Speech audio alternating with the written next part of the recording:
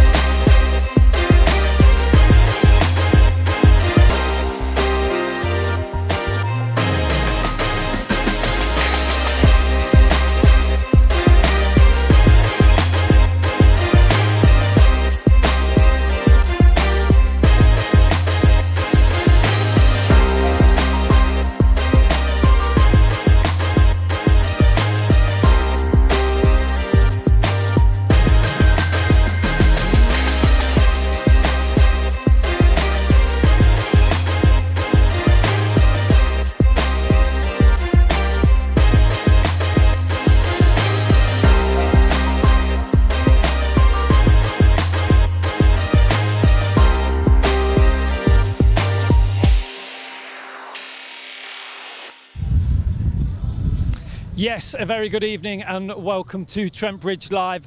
Vitality Blast action here at Trent Bridge. Under the lights, the Vitality is back and you will not miss a thing here on Trent Bridge Live. As you can see, Zach Chappell joins me. How are you, chaps? Are you well? Yeah, I'm well. This is what it's all about, isn't it? That trophy there. Absolutely. Just very quickly, crowds back in Friday night. Does it feel like there's a bit of a buzz around Trent Bridge, doesn't it? It certainly does, yeah. I think crowds make a huge difference, especially in this format. To be able to get, I think, quarter capacity in tonight, it's a lot better than nothing, let me tell you that. Even for the Champo game, we had a decent turnout. It makes a huge difference to the players, yeah. Now, the visitors tonight are the Birmingham Bears. The toss has taken place in the middle. Stephen Mullaney has won that toss and he's chosen to bowl. Just your quick view on that choice? I think obviously at Trent Bridge it's always a good wicket. I don't think it matters too much what we do. Obviously the other night at Worcester we chased and we drew. It'd be nice to correct things in that regard, so you can see why Steve's probably chosen to bowl first, but I don't think it matters too much. Okie dokie. Well, Zach Chappell will join us throughout the match this evening. And talking about Stephen Mullaney, we popped round his house this morning for a coffee, bit of fresh fruit, and this is what he had to say about the Vitality Blast. And he also mentioned about the Worcester game. Here's what he had to say.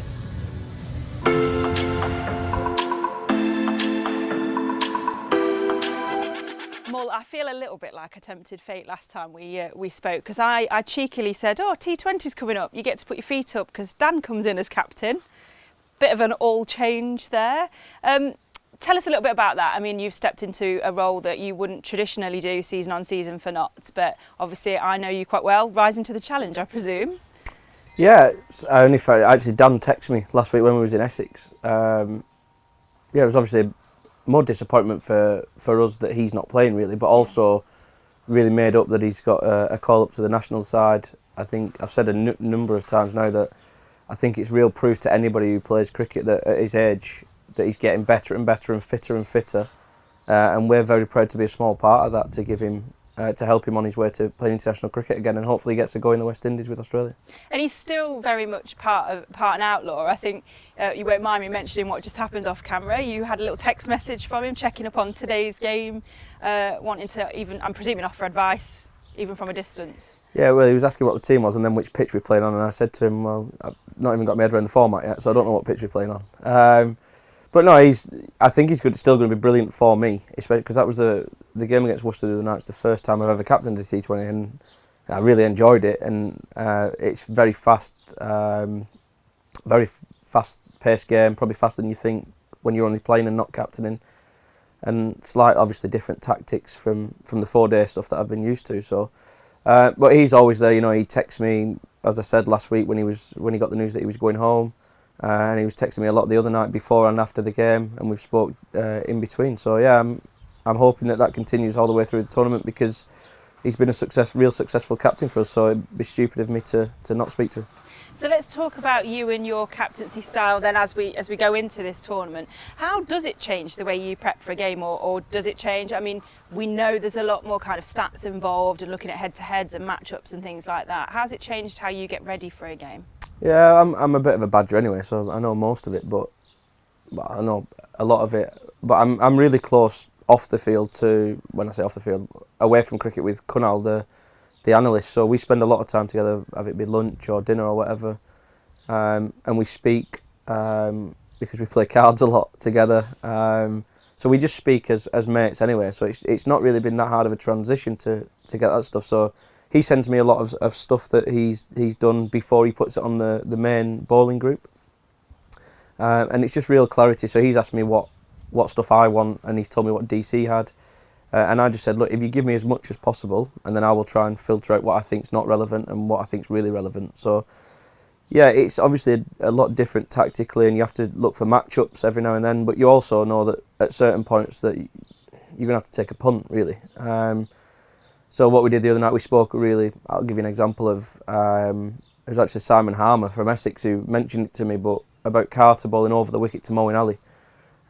He spoke to me after the game at Essex and said, look, if Carts plays, I think he should have a look at this, and we did, and luckily it worked. So, you know, some things you get lucky as a captain and fall into place, you look like a genius, and other times, you know, you make the same decision and the ball goes out the park and you don't look so good. So, you know, other night was lucky some of the time, but I'm sure it's not going to be all sunshine and rainbows. We'll come on to the Worcester game shortly, but the Notts dressing room, the Notts squad, the team for Outlaws this year is a very different looking one to what it was last year when we won the trophy. Obviously, as well as no DC this year, we're without Chris Nash, he's moved on, no Imad, no Harry, nearly forgot Harry, you won't let me do that. But how do you feel about that dressing room at the minute? Are you tighter as a unit because it's changed, or is it kind of you know what to do as an Outlaw? I think so. We had a meeting the other day and you was in that meeting. It was nice to see Nashi and Harry send videos in, and DC didn't send a video in, but he sent his messages in, and for all three of them to have pretty similar points, although say it very differently. Yeah, that's I think a real good place for us, because we all know our roles.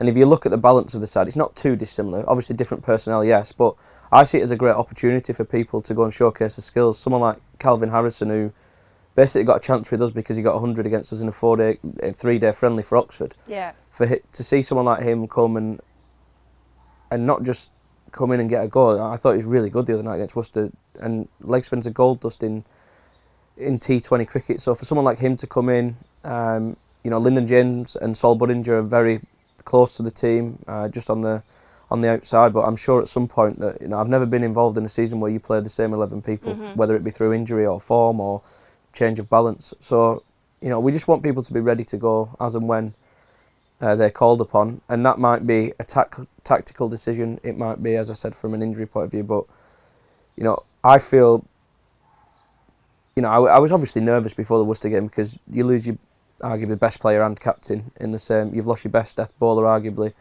and a whole lot of experience as well with DC, Harry and Nashi. But I really believe that we've got a side that can definitely get out of the group, and then anything can happen from there. And if we find a formula, you know, DC always spoke about we don't have to peak in the first game. That's why I think if you watch my interview back, I was disappointed because I thought we should have got over the line. Well, we should have got over the line, not thought. But I saw a lot of positive signs there that you don't have to peak on round one. You have to peak when you get to that quarter final and then finals day for 3 games. And that's what we'll be aiming to do, and I'm very confident we can do that. I think actually you saying that triggers a memory in me of DC actually, and being in the dressing room of a game where I think we'd drawn a couple of years ago, and he very much talked about the T20, like you say, isn't necessarily a bang bang bang, even though it feels like that schedule wise, but there is a longevity of games to play out to the point at which you want to peak. And DC used to say that quite a lot. Yeah, he did, and he's right, because you're not going to find your formula in game one. I don't care who you are, what team you are like. So I saw Surrey last night, played an unbelievable game, but I watched Gareth Batty's interview afterwards, and he still had, they got 220 odd. and kept Middlesex to 170, I think. And they've still got. He said they've still got things to work on. Yeah. So if they have, then we definitely have. But I think they look a good side, but I also think that they're similar to us in they've got raw clarity, they've got a lot of experience, and they will back any player to go out, and if they want to hit the first ball for 6, they'll back them to do that, and that's the way we're going to play our cricket. Whether win, lose or draw, we're going to go down and play it our way, because that's what's 2 trophies in 4 years, and I think finals day 8 out of the last 9 years or whatever it is. I think we're doing something right. So.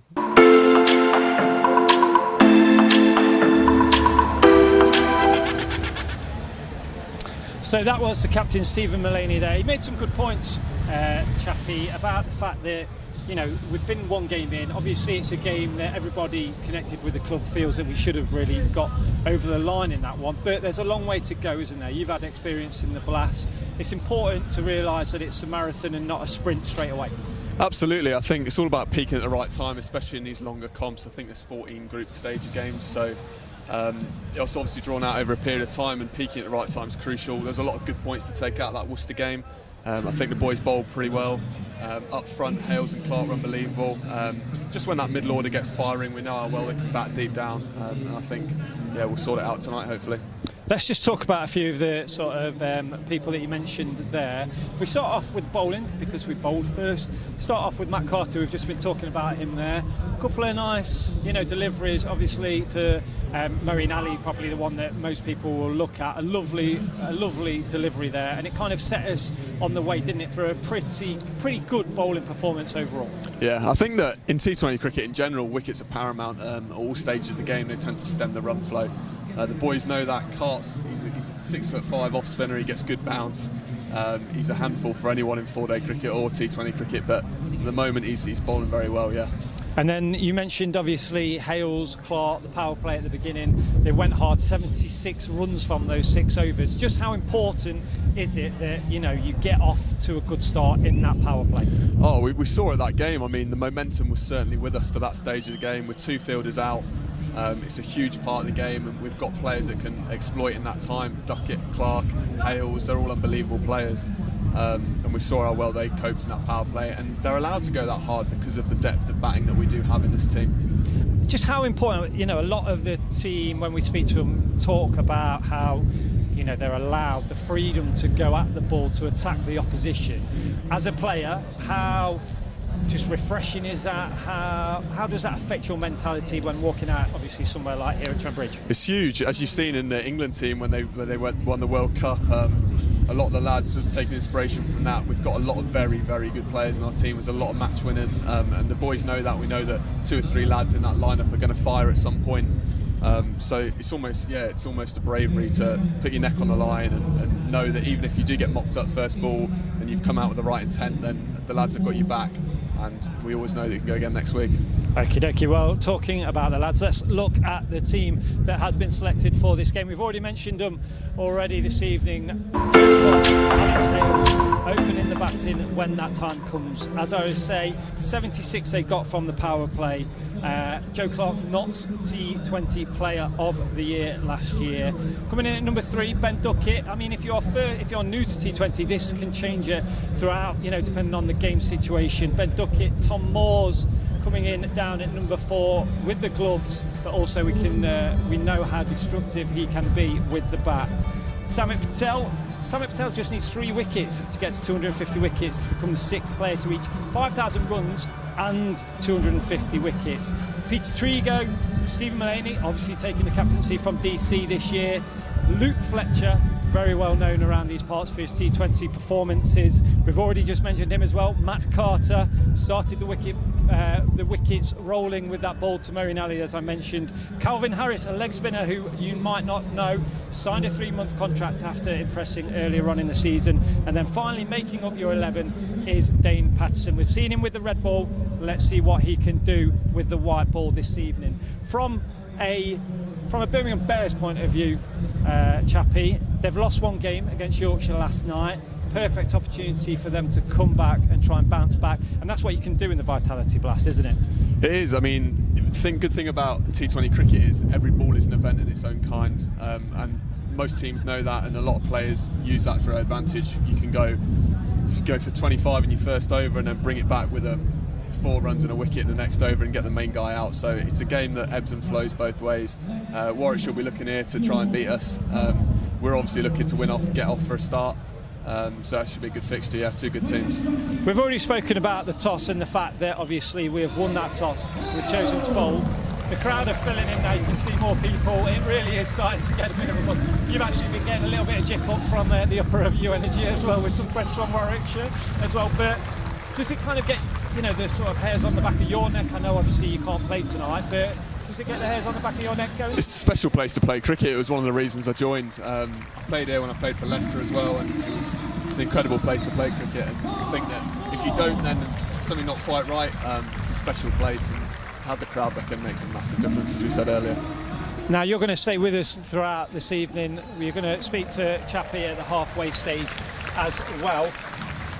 Up there now, first time that the team have played with crowds. Just how will they be feeling? Obviously the bowling unit would have spoken, yourself, you're a part of that. What will be going through their minds right now? The lads will have their plans to different players. They'll know what they're trying to do, what their strengths are, what the strengths and weaknesses of the opposition batsmen as well. So they'll know what they need to do. They'll have plans based on the dimension of the ground. It's just kind of common knowledge for the cricketers these days. They know what they're doing. So yeah, they'll be pretty ready for this. Yeah. Okie dokie. Well, we literally are about 4 minutes away from the start of play. You might be able to hear in the background that Colin Hazeltine is introducing the team to the crowd here at Trent Bridge. But it's now time for me and Zach to go and watch the game unfold. But I will hand you over to your match commentary team, and that is led by the one and only Dave Bracegirdle.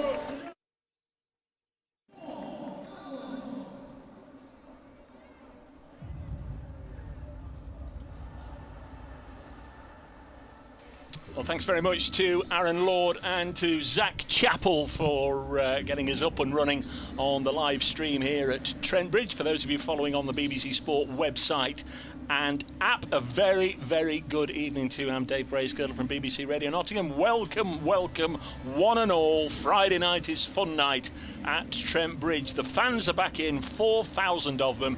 1 or 2 Warwickshire supporters perhaps amongst the throng here, but the majority wearing the gold, supporting the gold. They've not just come along to see the Notts Outlaws, they've come along to see the defending champions, and it was lovely to see the trophy out on display up until the last minute or two. If you're just joining us, the news from the toss is that Stephen Mullaney's made it 2 out of 2, and as at Worcester on New Road, he's elected to chase. So let's hope that Notts are able to just not stumble when the finishing line is in sight, as they did at New Road against the Rapids. As I said, BBC Radio Nottingham with you. Our good friends from BBC WM, BBC Coventry and Warwickshire here as well for this joint production as the Vitality Blast swings into its second round of matches. Clive Eakin will be with us a little later on, but just to tell you news from the Bears camp, a very, very warm welcome back to Trent Bridge. Rob Delaney.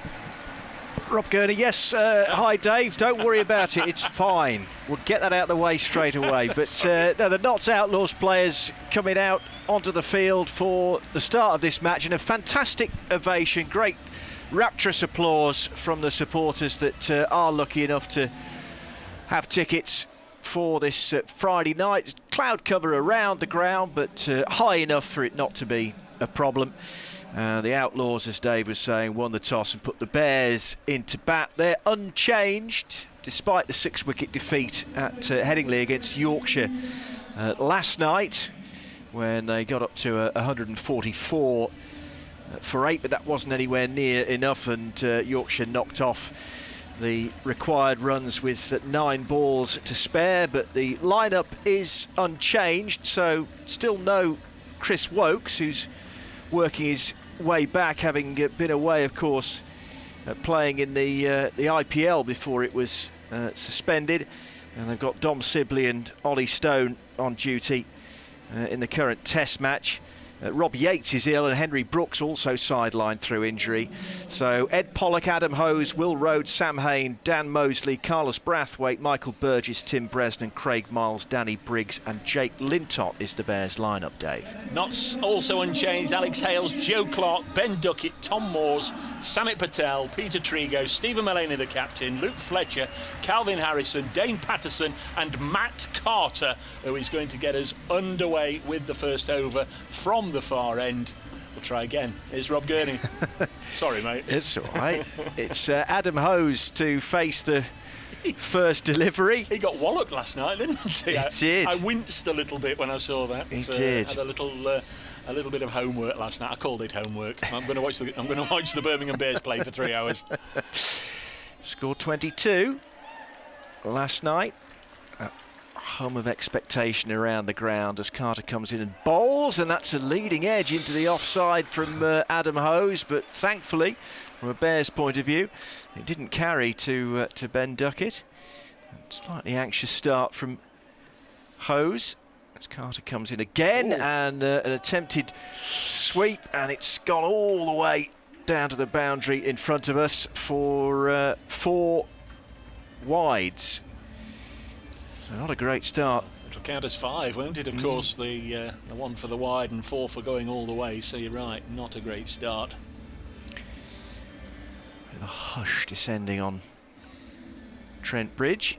As Dave says, 1 or 2 Bears fans maybe will be here, but the vast majority are not Outlaws supporters.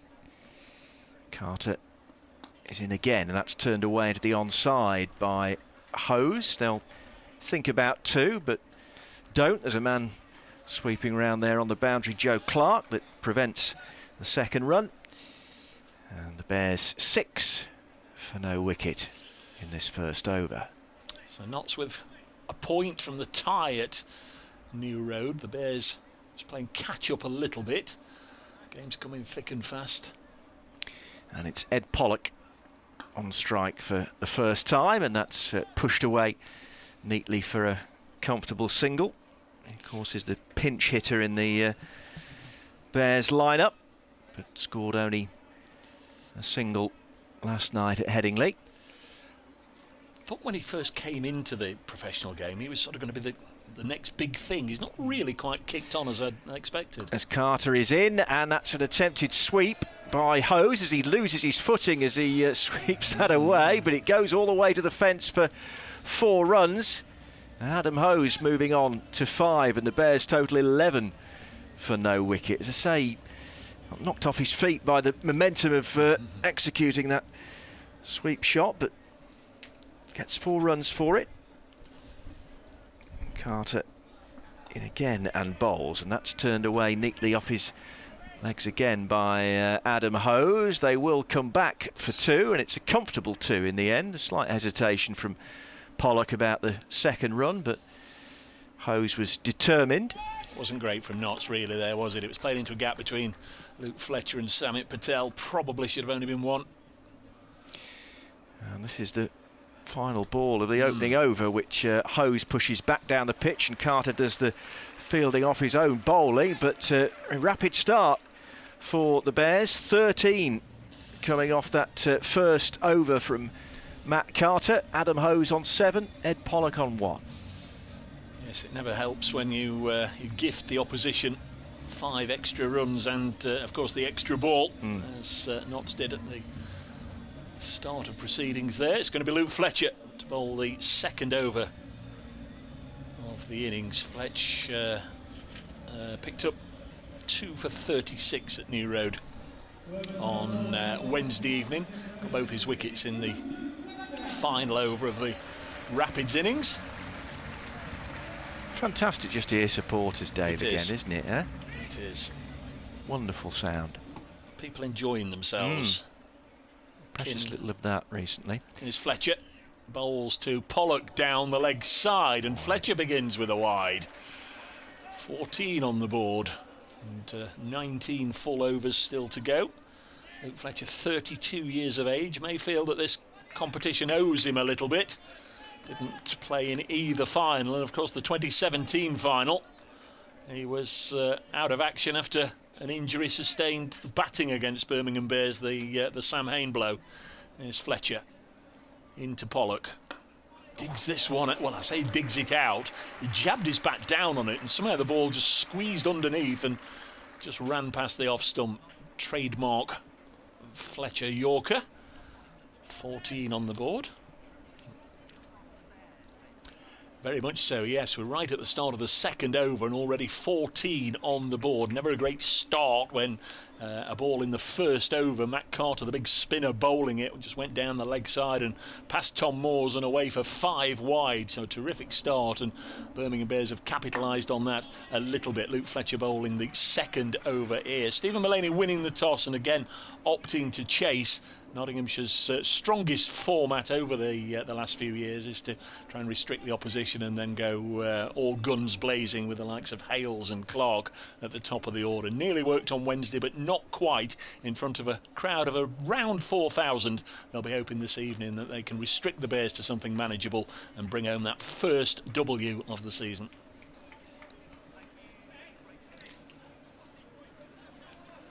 Fletcher to bowl to Adam Hose, one of 2 Isle of Wight born players in the Bears lineup, and probably the only 2 in the domestic game at the moment, a little bizarrely, both from Newport. Here's Fletcher into Adam Hose, clips this through mid-wicket. Hales is after it. There'll be a couple of runs here, and Hales loses his cap as he puts in the slide, and can't do a lot wrong here. Alex Hales gets a generous round of applause, but the crowd have just been subdued a little bit. The publish enthusiasm they showed at the start, they were whipped up into a bit of a frenzy, the loud music and the all action videos on the screen.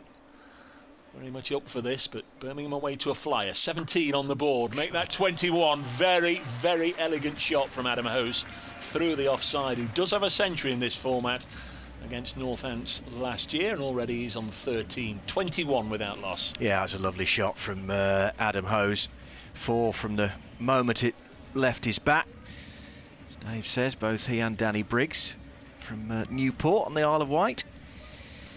And Hose settling in, having got 22 last night. There's Fletcher.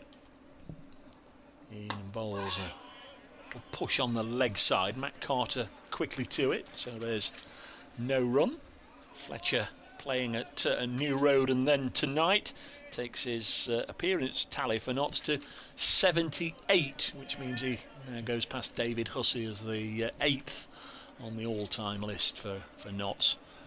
Obviously Samit Patel still way out at the top, having played in this competition since its very inception in 2003. The next ball into the thigh pad, and they amble down for a single. 22 without loss. Our umpires are Steve O'Shaughnessy and Paul Baldwin. We're through 2 overs here on BBC Coventry and Warwickshire, BBC WM, BBC Radio Nottingham. 22 without loss, the Bears. Hose 13 and Pollock 2. Yes, and they'll be very satisfied with this start, helped certainly in Matt Carter's previous over by some errant bowling, and Samit Patel is immediately coming on at the pavilion end. Big round of applause. Of course, a legend in these parts. This is 193rd T20 appearance since 2003, which is a record in this country. And his nearest pursuer is in the Bears lineup, Danny Briggs, and it's the other way round with regards to most wickets in the competition. Briggs is the most and Samit's second. Well, here he comes to bowl to Adam Hose. He's in, and Hose has given that the long handle, and is it gone all the way? Yes, it has, for 6. It's a fantastic blow by Adam Hose, and he really has the bit between his teeth here at Trent Bridge at the moment. He bowls to Hose and off it goes. Lovely shot, wasn't it? Opened the face, lifted it high over extra cover. And the first 6 of the Bears innings. Patel's in again and pushes this one, Hose, up to mid-on. Very good recovery ball that from Samit Patel. Probably playing right in the centre, or it's equal boundary all the way around where they're playing. And Patel left arm in again and bowls to Hose, and a similar shot, but he was on his toes and on the way for the quick single before mid off could cut it off. There's Alex Hales out there, and 29 for no wicket. Hose on to 20 from 12 deliveries. Yeah, Hales and Clark in the deep, as they very often are for the 6-over power play, and then you'll generally find, Rob, they'll be doing long on and long off at both ends. Two of the better fielders and catchers, Hales and Clark. Pollock, crouching stance as Patel comes in and bowls, and he chops that away for 4 runs. Ed Pollock gets in on the act, and the boundaries flowing for the Birmingham Bears. Glove touch between the two openers. Pollock might feel he owes Samit 1 or 2 here, because in that final in 2017 at Edgbaston, Samit ran out Pollock with a direct hit right at the start. And in comes Patel again and bowls to Pollock this time. Tom Moores was the fielding outside off stump, with Pollock unable to get any bat on it. This time he does, but it picks out the fielder at the edge of the circle, and that's the end of the 3rd over. The Birmingham Bears 33 for no wicket. Going well, Hose on 20, Pollock on 6. Strong start, some very good players to come. Will Rhodes, who, like Stephen Mullaney, skippers the side in the county championship. Of course, he's got 2 wins over Notts already this year. Sam Hain, who has got most astonishing record here at Trent Bridge in this format. The youngster Dan Mosley, and then Carlos Brathwaite, the Barbadian, the West Indian star. And if he comes out tonight and is in the mood, then may just be a very entertaining little session of cricket. There's Dane Patterson to bowl his first over at Trent Bridge as a Notts Outlaws player. Of course, he's played here in the Championship, and his first ball is whipped away down to deep backward square. That's Calvin Harrison doing the fielding on that occasion, and then he'll come into the circle on that side, and Joe Clark, as predicted, disappears. In fact, it's Clark and Duckett who's gone out on the leg side, on the Fox Road side of the ground. Here's Dane Patterson, 4th over, 34 on the board already. Bowls to Pollock, and this one was through him and into the gloves of Moores, quick as a flash. Pollock has 6, only faced 7 balls. Adam Hose off to a flyer on 13. Yep, that big 6 off Samit Patel in the previous over. And they fell short at Headingley last night. Be looking to remedy that here this evening. Patterson to the left-hander, who cuts it to backward, well, almost to 3rd man. That's a really good stop there by Peter Trigo. Right on the discs, the 30-yard discs.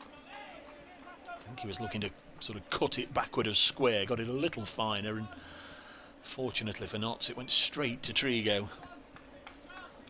Patterson's 90th T20 game, 8 of them for South Africa, so hugely experienced. He's in again to Pollock, who drives up to Alex Hales at mid-off, and there's 1 run, 35 without loss.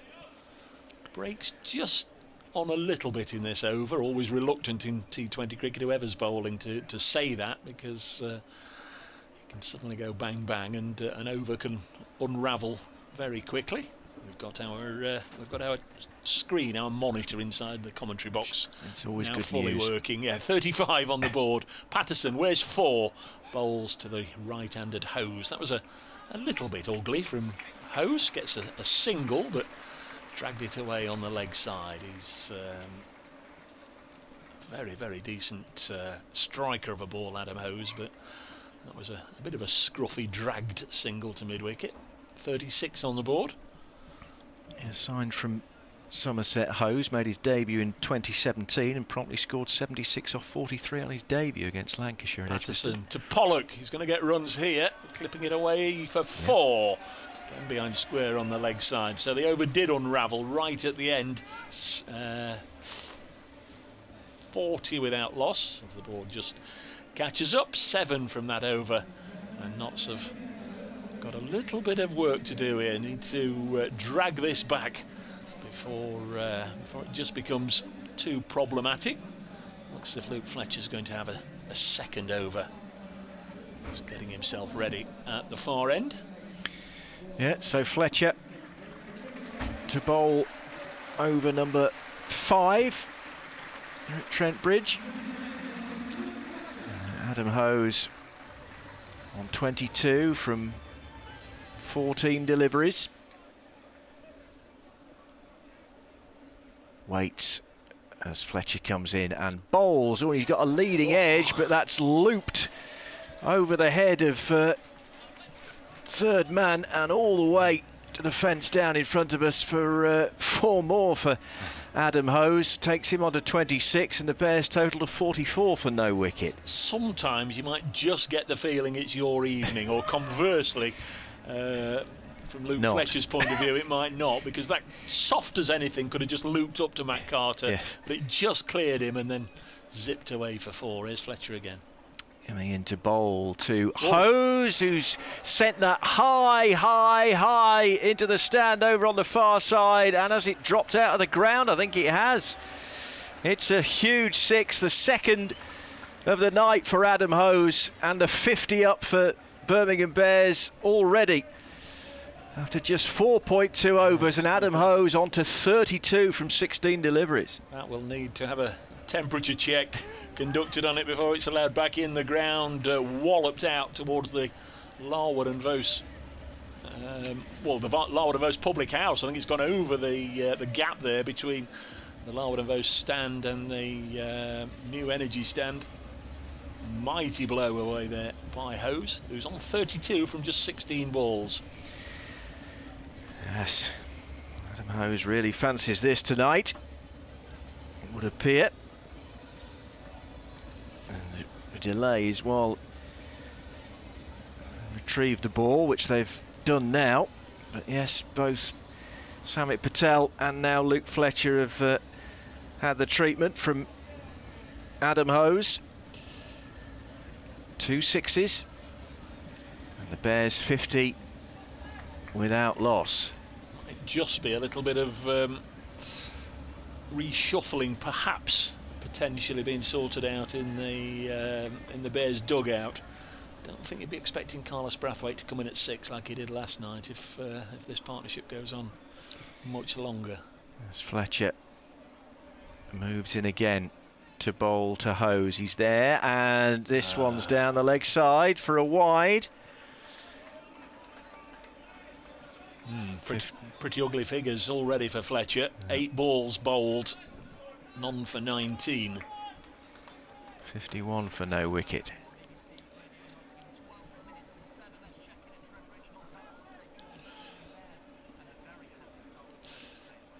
I'm tempted to say, can we have our ball back? Because Adam Hose, the explosive Warwickshire opener, the right-hander, has just, in fact, he's just been dismissed. So we've almost talked him out, but he's just walloped one, which left the ground. A huge blow, disappeared somewhere over the Larwood and Vos stand, perhaps popped in for a drink on its way towards you. A huge blow off Luke Fletcher, who just, as you come to me, gets his own back. He's pinned him LBW. So Notts needed that, because the Bears, as I say, away to a flyer. We're only halfway through the 5th over, 51 on the board as ever. It's an excellent track here. The crowd really getting into this, and they'll be delighted to see one of their favourites, Luke Fletcher, get a wicket. We're in the 5th over, and the Birmingham Bears are now 51 for 1. Yeah, 2 sixes and 3 fours in that 17 ball innings for Adam Hose. He's on his way for 32. Notts having been put to the sword early on here. We're not at a great angle. There was a little surprise. The finger went up straight away, but Adam Hose clearly must have wandered across his stumps trying to work it away to leg, because umpire Paul Baldwin absolutely sent him on his way, didn't he? Hose out for 32, and the new man is the Bears skipper, Will Rhodes. So 2 lefties out there. Yes, and Rhodes out for a duck last night. in the city of his birth, of course, Nottingham, but played for Yorkshire before his arrival at Edgbaston.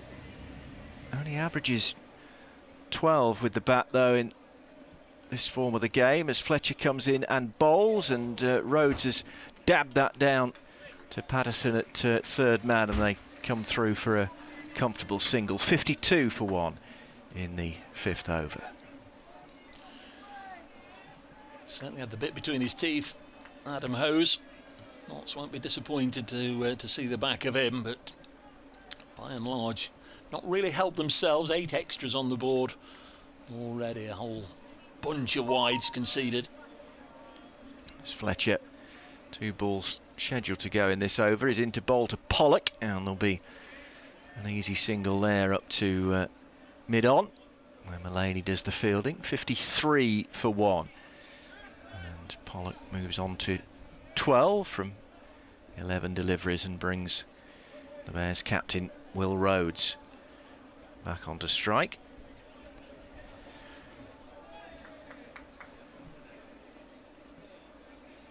Fletcher to complete the 5th over. He's in. Slower ball as they complete the 5th over. It's another wide. So 1 more to come. Yes, 9 extras already added to the Bears' total at 54 for 1. It's a long way wide as well, wasn't it? Couldn't have come out right at all. And 1 for 22. And this scheduled to be last ball of his 2nd over. He's in and bowls to Rhodes, and they set off for a quick single, and diving into his ground is Ed Pollock. It was a shot at the stumps from Patterson. He missed, I think, by quite a margin. Had he hit from there, Pollock would have been struggling, but they got home, and at the end of the 5th over, Birmingham Bears 55 for 1. Adam Hose LBW to Luke Fletcher for 32. But Ed Pollock on 12, Will Rhodes on 2. The Bears are going extremely well, and after a few more thoughts from Dave Bracegirdle, it'll be Clive Eakin. Thanks very much to Rob. Luke Fletcher, 2 overs, 1 for 23. You'd imagine we'll next see Luke bowling in the final 3 or 4 overs of the innings. He can come in and just try and nail those Yorkers right at the back end. So Dane Patterson to bowl the final over of the power play. Patterson's previous over went for 7, bowling from the Radcliffe Road end. This is lifted over Luke Fletcher, and we've got Will Rhodes this time, just having a spot of fortune. Certainly not in control of that at all. The ball just ballooned high up in the air and looped over Fletcher. And there's a couple of runs. 57 for 1 as we welcome Clive back to Trent Bridge. How you doing? I'm good, thank you. First time being here this season, actually. You need a bit of good fortune in this form of the game, didn't you? And possibly the Bears didn't get too much last night. They've had 1 or 2 moments of decent fortune so far today. Floodlights on, of course, as Patterson in the Notts gold shirts, green cricket flannels. Bowls outside the off stump, it goes through to the keeper. The Bears in yellow with blue trim and the blue flannels and pads. Yes, if it was a football match, they'd probably have to change strips, one of them, wouldn't they? The shirts are close enough to require that in footballing terms. Refs are a bit fussy, aren't they? 57 for 1. There's Patterson in again, just to jab down on it. Will Rhodes will get a single. Moves on to 5. 58 for 1. They soon get shouted at if they get an offside wrong, though, because they confuse the shirt, so I don't blame them. New Road on Wednesday, as soon as the power play had finished, we then had Calvin Harrison, the young leg spinner, and Stephen Mullaney come on and bowl in tandem, and it really did just halt any Worcestershire momentum. Was a surface though where pace off the ball was the way forward. Next one's hit down the ground, that'll be 4 more.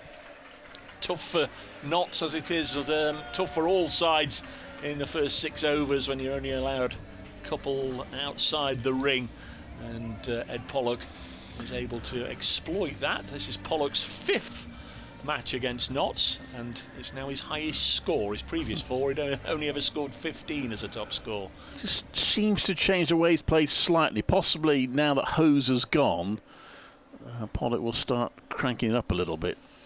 62 for 1.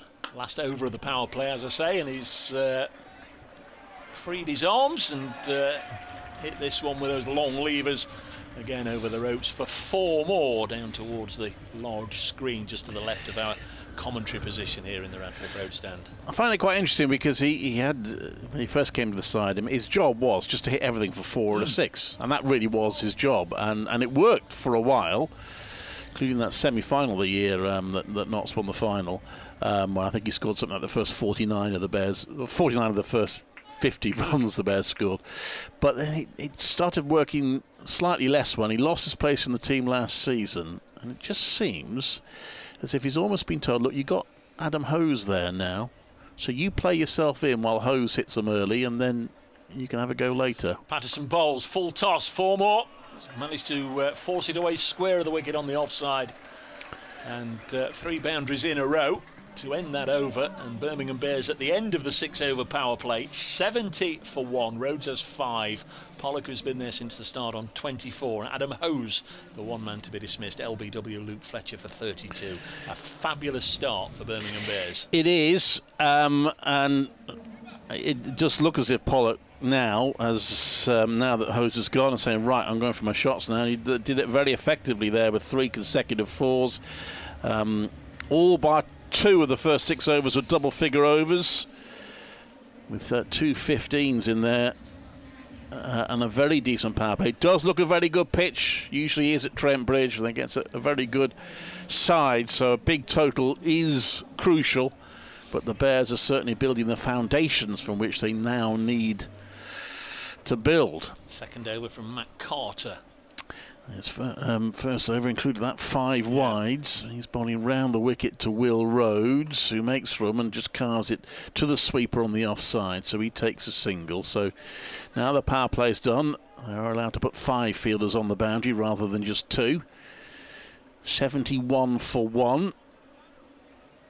He comes round a bowl, flattered delivery, and it's just guided again to the sweeper by Pollock, who moves on to 25. 72 for 1. And Carter again to Rose, who just works out onto the onside. Still surprised me a little bit that they leave Hayne down to number 4. I'd have him in earlier, the way he plays his T20 cricket, but at the moment I'm not on the selection committee. Carter round the wicket, and that's played back to him. It's a decent start to the over from Carter. That's a dot ball. Pollock plays it straight back to him. He's either got a sporting vest or some white grip on his arms. Carter, as that's played out to the offside for another single by Pollock, but Carter not giving the batters too much room. He comes in again to bowl. That's going down the leg side. I think he got a touch on that, Rose, so this is going to be 4 off the bat if it goes all the way. There's a despairing dive to stop that from Patterson. He never looked likely to get there, and it is 4 runs to Will Rose, his first boundary. So that 4 at the end of the over helps. In the end it was 8 off the over despite some control from Carter, but maybe just strained down the leg side a little bit from the last delivery. 78 for 1. Yep, spoiled what would have been nice tidy over. The 8 is absolutely fine as far as the Bears are concerned. Now the skipper, Stephen Mullaney, thrust into the job at relatively late notice. Never captained in T20 before, Stephen Mullaney, but Dan Christian called away earlier this week by Australia has necessitated a really big rethink for Notts. So here is Mullaney, going to be bowling to Ed Pollock, 26 from 17 balls, the Notts captain. His first delivery is to Carter, and Carter, Lincoln-born, decides to throw to the non-striker's end where Pollock was running, and the ball actually hit the batsman. I think he'd have been home in any case. Yeah, I think he probably spotted that Pollock did hesitate. That was a good spot by Carter, but as you say, I think he probably just about would have got there anyway. Is Mullaney, 79 for 1. Balls to Pollock. Nice, elegant. I beg your pardon. That's Rhodes. A nice, elegant drive down the ground. Joe Clark appears from Down in front of us, Clark awarded the Man of the Match award on Wednesday by the TV crew that were there for the first game in the competition this year. 80 for 1. Next ball is on its way out onto the leg side, and Ben Duckett on the rope. Sees it sail over his head, and it's caught by a gentleman in a blue polo shirt about 10 rows back. He throws it back to Ben Duckett, who of course isn't allowed to handle the ball if it's been handled by a member of the crowd. Yeah, he's been picked up by the bowler though. Yeah. He's got to sanitize his hands now because he picked the ball up when it was going to the umpire. Close of play, by the way, at Edgbaston. New Zealand finished 2-2-9 for 3. There was a wicket with the last ball of the day, taken by Dan Lawrence. So he got a wicket. Will Young had better leave right now because he's out for 82. 86 for 1. The evergreen Will Young. Yes. Next one's pushed into the offside. That's the other one. Yeah, we're struggling from there on in. A single taken by Pollock moves on to 34. 87 for 1. It was a lovely sweet shot from Pollock that sailed into the stand away to our left. It was a good catch by the gentleman there. They say if it comes into the stand, sort of don't touch it, leave it for a steward or what have you, as this is clipped away. But when it's actually literally dropping out of the sky into your lap, he didn't have any other option as another single is taken here off Mulaney's bowling. Oh, we saw a splendid catch taken by a spectator at Headingley last night. Very good take. Yeah, I did sort of follow what was going on there. I was talking earlier with Rob about Adam Hoser's mishap. Next one is hit out onto the offside. There'll be a couple more runs here. Calvin Harrison this time doing the fielding, and it's a strong throw, not one that Stephen Mulaney necessarily appreciated, and the captain's first over has come to an end. 12 from it, 8 overs have gone, and 90 for 1 is the score. Bang on 7 o'clock, been playing for half an hour, and they're through 8 overs with Luke Fletcher taking the only wicket. 12 run over, so the Bears really are ticking along nicely here, and there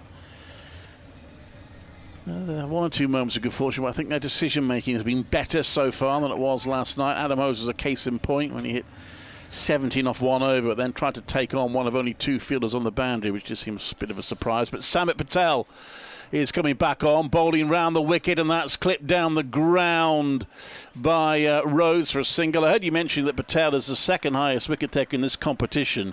He is also, in all T20 cricket, the highest English wicket taker with 200. Did he get any last night? That one is hoiked away, and it's going to be stopped just inside the boundary. Good stop, and it's 2 runs there. They have to run the second one quickly. 93 for 1. He's 25th in the world, Samit Patel, but the highest English bowler. He's on 247. Yeah. A bit behind Dwayne Bravo at the top with 518. Those 3 wickets, if and when he gets them, though, will put him in a select group of just 6 that have scored 5,000 T20 runs and 250 wickets, and he'll be the only Englishman. That's a hit in the air, just dies in front of the field. Has gone for 4. 97 for 1, but that was in the air briefly. 97 for 1. It's all crash, bang, wallop here, Jody. Friday night is fun night at Trent Bridge when the T20 is around 4,000 in here, thoroughly enjoying themselves, except for the fact that the home side at the moment, very much on the wrong end of things, because Birmingham Bears, strong side with a strong tradition in this competition, have really come to party tonight themselves. They're 98 for 1 after being put in. We're in the 9th over. Luke Fletcher with the only wicket, that of Adam Hose. But Ed Pollock, a dangerous top order hitter. He's 43 not out. Will Rhodes with him on 14. Another single. We're in the 9th over, and Birmingham Bears are 99 for 1. One I described just before Dave's update on BBC Radio Nottingham just died, I think, in front of Stephen Mulaney in the covers and went through him. So again, maybe the fortune working for the Bears as Pollock plays that for a single to move on to 44 and bring the 100 up for the Bears. And that comes right at the end of the 9th over, so when I outscored, that was 54 balls, which means the second 50 took 28. They've slowed down very slightly as the first 50 took 26.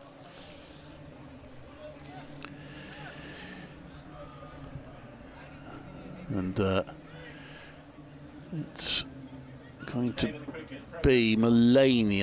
No, it's not going to be Mulaney. It's going to be Peter Trigo, another very experienced T20 player who's going to bowl the next over.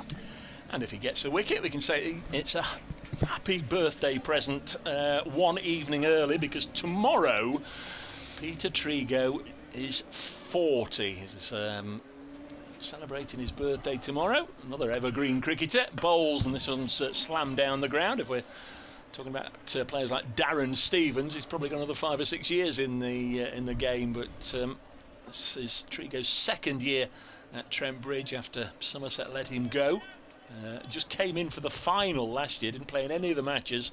Chris Nash got injured in the semi-final, and he did a fine job in the final. This is his first bowl then, 4 knots in this competition. His second ball, like the first, just leaks a single, 102 for 1.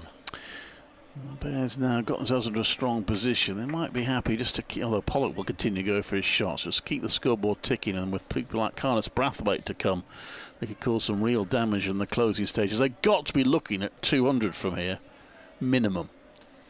Trigo again. Pollock's on 45. Get another 1 at least, maybe 2. Stephen Mulaney, the captain, in off the rope at long off. Can't prevent that second run. 104 for 1. It'll be time for calm heads out there in the field, but it's a little difficult when there's a noisy, chattering crowd in. Fielders obviously spread all around the boundary. Trigo bowls, and this one's helped away for a maximum by Pollock. And what a way to go to a very splendid half-century for Ed Pollock. Coming up from 28 deliveries, he's hit a full toss from Trigo into the stand, and he celebrates with enthusiasm, as he's entitled to do. It's a mighty, mighty blow, and a very, very good innings in progress here. Well, it's very important for him as well. As I say, he lost his place in the team last year, and there were a few raised eyebrows, albeit quite pleased raised eyebrows, I think, when the club announced he'd signed a new contract. Some wondered whether he would keep his place in the squad, but he has. So very important for him, really. It makes an impact this season. That is his 5th T20 50, which puts him in the top 10 of all-time 50 scorers for the Bears. He joins Nick Knight and Darren Maddy on 5. And Rob Gurney is going to Dave's going to have a short break, and Rob Gurney is going to pop in. So Trigo to bowl to Pollock, and Pollock has whipped that one away. There is a sweeper there. The ball travels quickly, but it's well fielded by Calvin Harrison. In fact, so well fielded he restricted Pollock to 1. That's a really good effort from Harrison. Pollock on 54, all the ones, 111 for 1. Yeah, and you were saying a few moments ago, Clive, 200 has got to be the absolute bare minimum that the Bears are looking for from this position. And they've only done that 9 times in T20 cricket. That's a whipped away to mid-wicket, straight to a fielder, so just a single for Rhodes. But he's ticking along nicely. The Bears captain, 17 off 14 balls. He wasn't going to captain in all formats last year. Chris Green was going to captain the side, but that didn't work out in the end.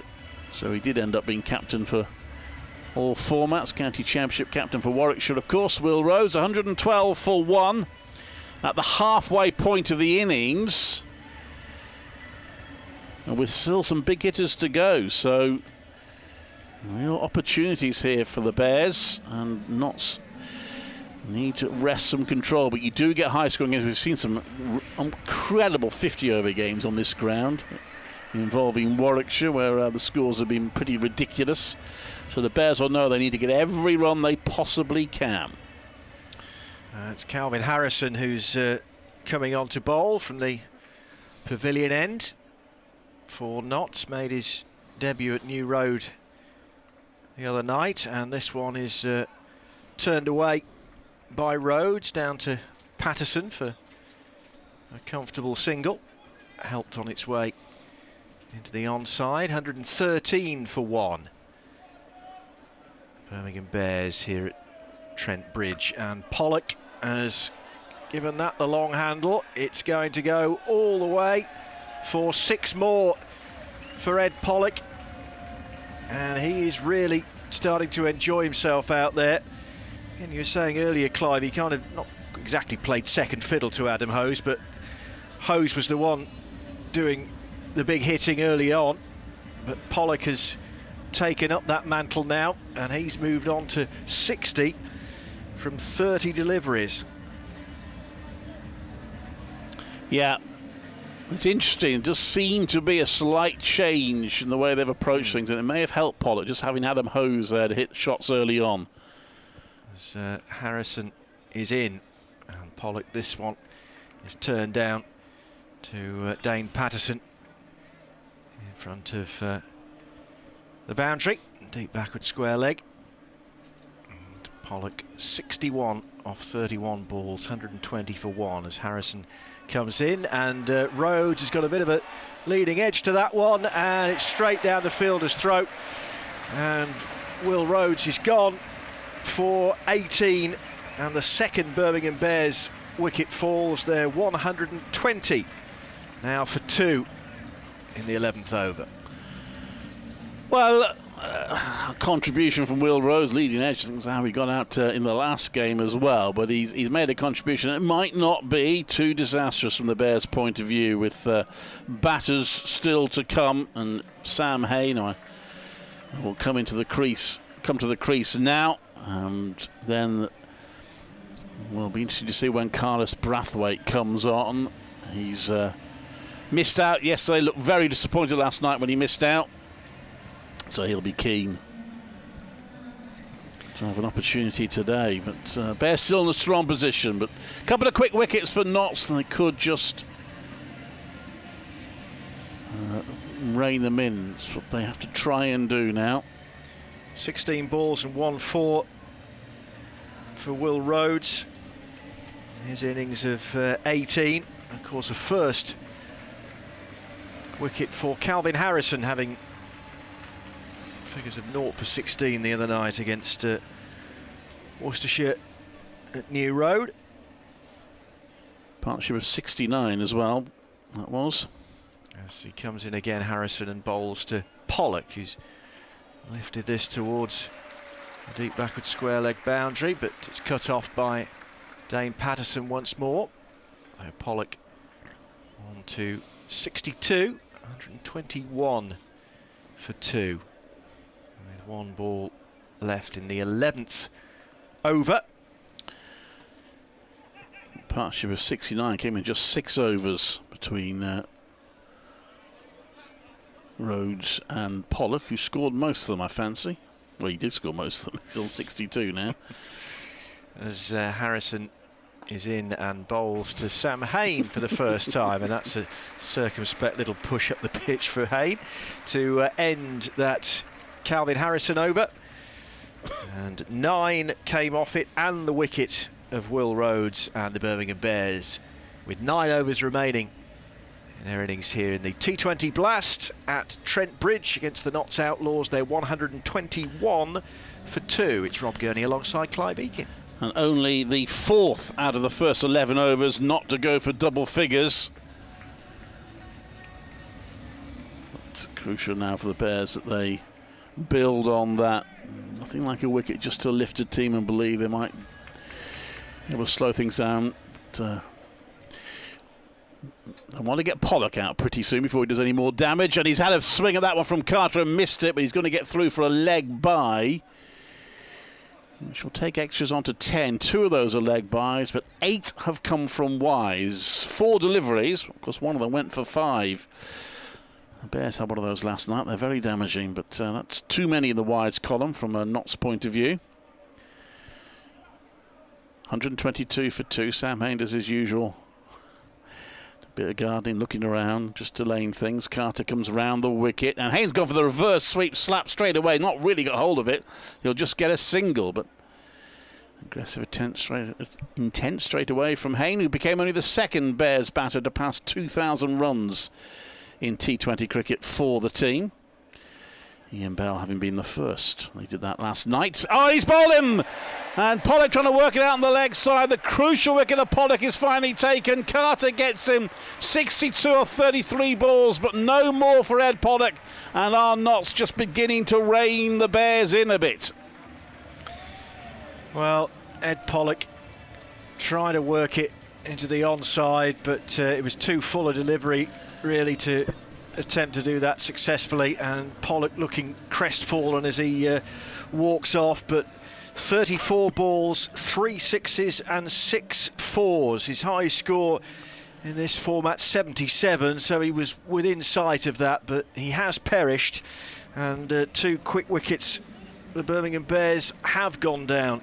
They've gone from 120 for 1 to 123 for 3 now, and Dan Mosley is next to the crease. Well, it's always easy to play this game from up here, but they've got to be telling themselves they've got 7 wickets left. They've still got 8 overs after this one. They don't need to panic, and if they have a couple of quiet overs, it's not the end of the world. Crucial, they still have plenty in hand for big hitters in the last 4 or 5 overs where they could do some serious damage. But Notts will just feel they're getting back into this now with those 2 quick wickets, and they knew they had to get Pollock out sooner rather than later before he could do any more damage. But good contribution from young Ed Pollock. Now it's an even younger player in Dan Mosley, who plays it into the ground, back to the bowler for no run. Useful little cameo at Headingley, Dan Mosley, and also bowled a bit as well. Part of a 3-pronged slow bowling attack from the Bears. This one he makes room and cuts it away. There's a sweeper there, so it'll just be a single on the offside. Mosley is off the mark. 124 for 3, the Bears. Yeah, Sam Hain reached 2002 T20 runs for the Bears during the game at Headingley when he scored a half-century. He's 1 half-century away from equaling Ian Bell for those as well. Round the wicket comes Carter, and that's just punched back to him by Hain. And a really good over by Carter. Got through it very quickly, and by far the most economic over of the innings. Just 3 runs coming from it and the wicket, and it's 124 for 3. Yeah, Matt Carter bowling the first over of the match, and it went for 13, including those 5 wides, but really put the brakes on the Birmingham Bears with that last set from this end. Pollock gone for 62, just 3 runs conceded. So 2 new batsmen at the crease, Sam Hain and Dan Mosley, both having scored 1, and Calvin Harrison to continue, and swept away by Mosley, but picks out the fielder, and they scramble through for a single, taking Mosley onto 2, and the score to 125 for 3 with shy of 8 overs remaining. 1 for 10, Harrison's figures. It's the 8th ball of his spell, and he comes and bowls to Hain, who attempts to sweep that away, goes down on one knee, but doesn't time it at all and just plops back down the pitch.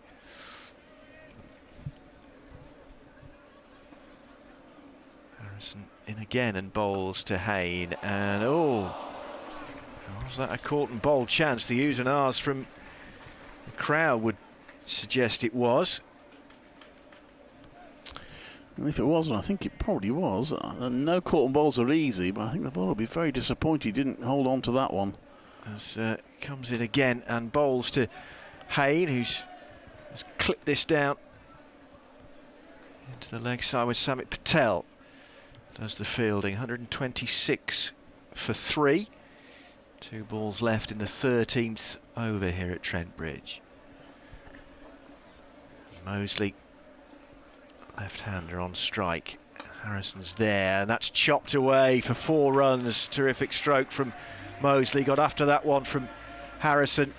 Takes him on to 630 for 3 with 1 ball to come in the 13th. Yes, the Bears will be pleased to have got that. They have now got 6 off this over, after just 3 off the previous over.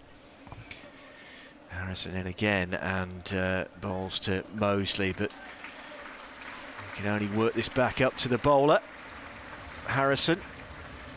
So 6 runs only came off that 13th over of the Birmingham Bears innings. Sam Hain on 2, Dan Mosley on 6, so there was that boundary. And men to go.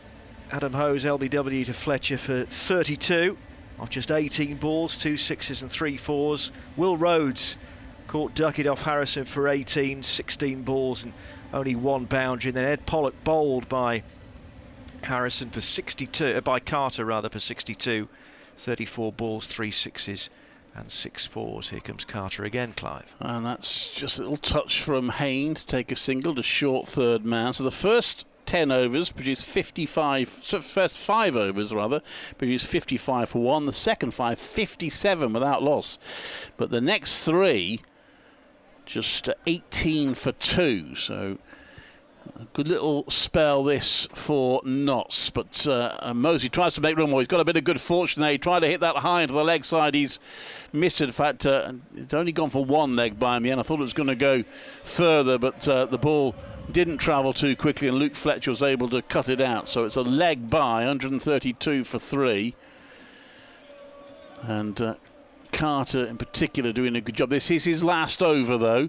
He comes round the wicket. It's a reverse sweep from Hain, but it's straight to a fielder, and Samit Patel misfields it. Whether there was probably an outside chance of a run out, no more than that, but it didn't accrue perhaps because he was looking to see where the batter was or which end to throw it at. He fumbled it in the end. It was a comfortable single. Carter round the wicket. Oh, and that's a sky to Patel's interested in this one. He'll take the catch. He does. And Mosley's gone for 6. And Carter has his second wicket. And the Bears just been reined in here in the sunshine at Trent Bridge, as Dan Mosley is the next to go. And the Bears are on 133 for 3. For 4. For 4, indeed. So that is 3 wickets for 13 runs. And out comes Carlos Brathwaite. And the man who hit Ben Stokes for those 4 consecutive 6s to take the T20 World Cup away from England when it looked like they'd all but won it.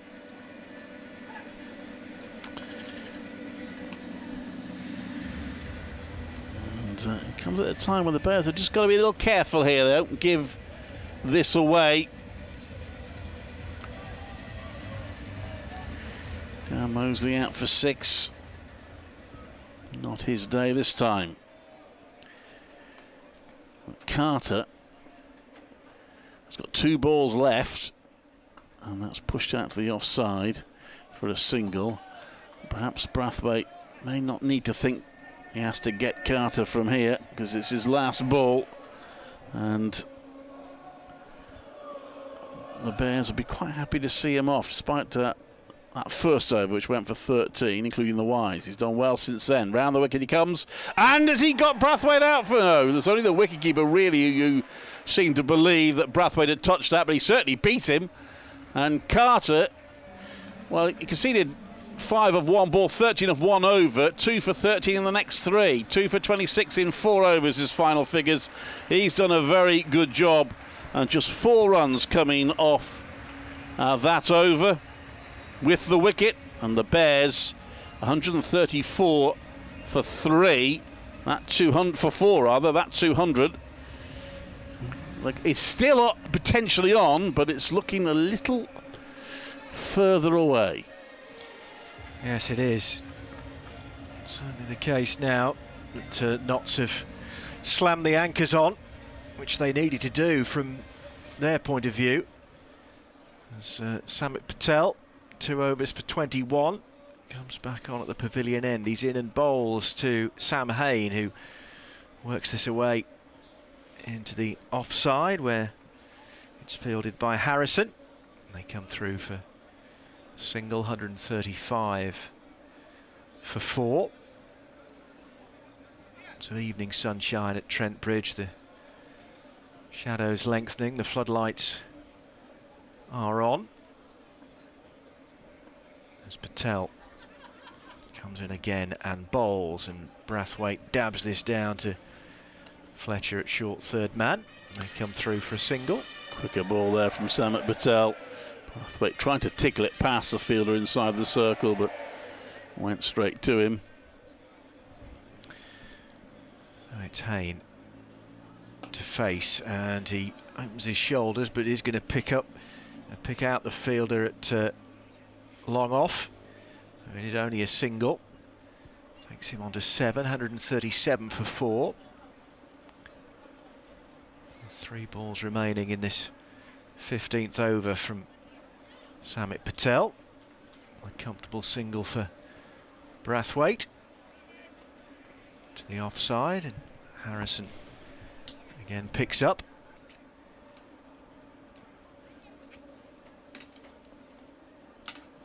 Left arm Patel is there and bowls to Hayne, who's got hold of that, helped it on its way, and it's all the way for 6 for Sam Hayne. Takes him on to 13. A fantastic blow by Hayne. He seems to have got the appetite for this now.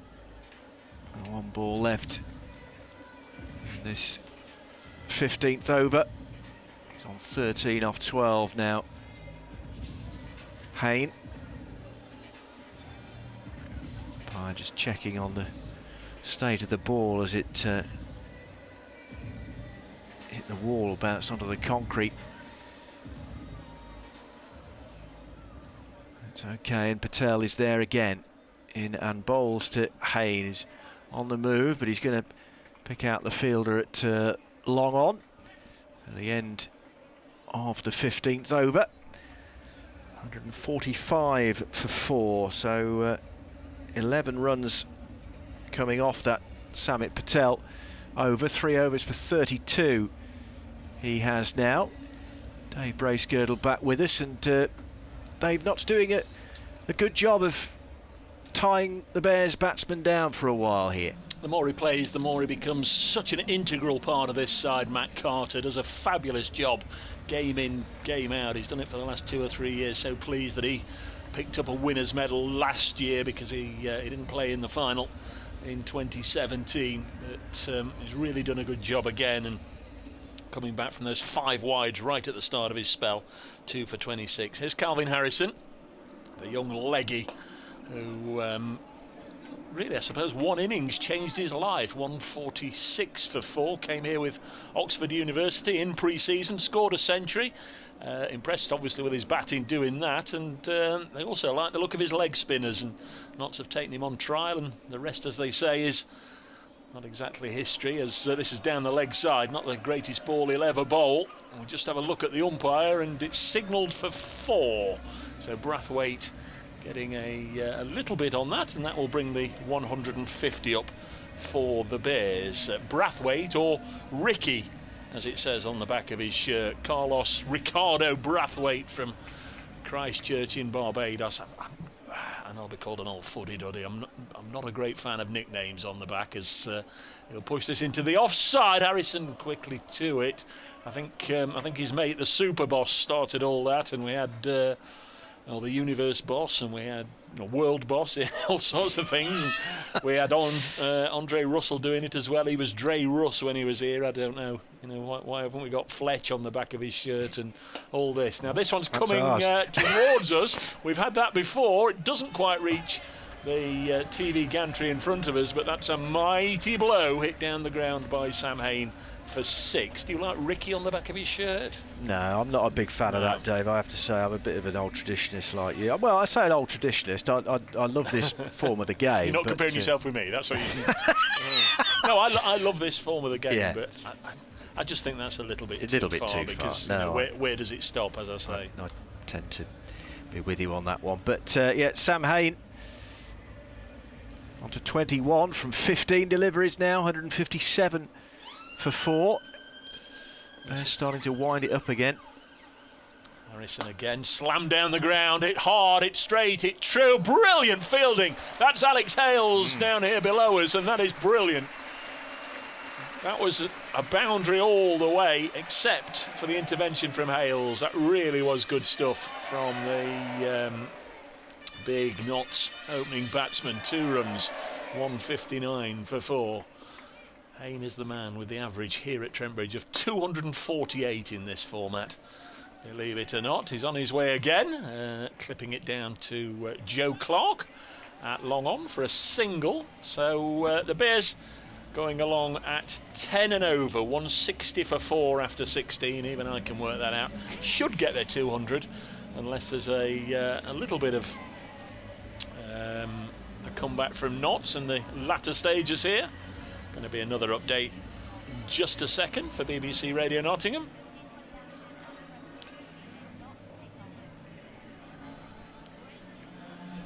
Well, Notts are going to have to bat well. I think we can safely say that. How many they will need will unfold in the next probably 12 or 13 minutes, because after 16 overs, Birmingham Bears, who were put into bat, are 160 for 4. They were 120 for 1, and a great comeback by Notts, particularly Matt Carter, the big tall off spinner, who removed Ed Pollock for 62 and Dan Mosley for 6. Calvin Harrison, the young leg spinner, also chipped in his first wicket for Notts, removing Will Rhodes. So Birmingham Bears just losing those 3 wickets in quick succession, but now they've got Carlos Brathwaite, the dangerous West Indian, out there, and Sam Hayne, who's just helped this one into the crowd.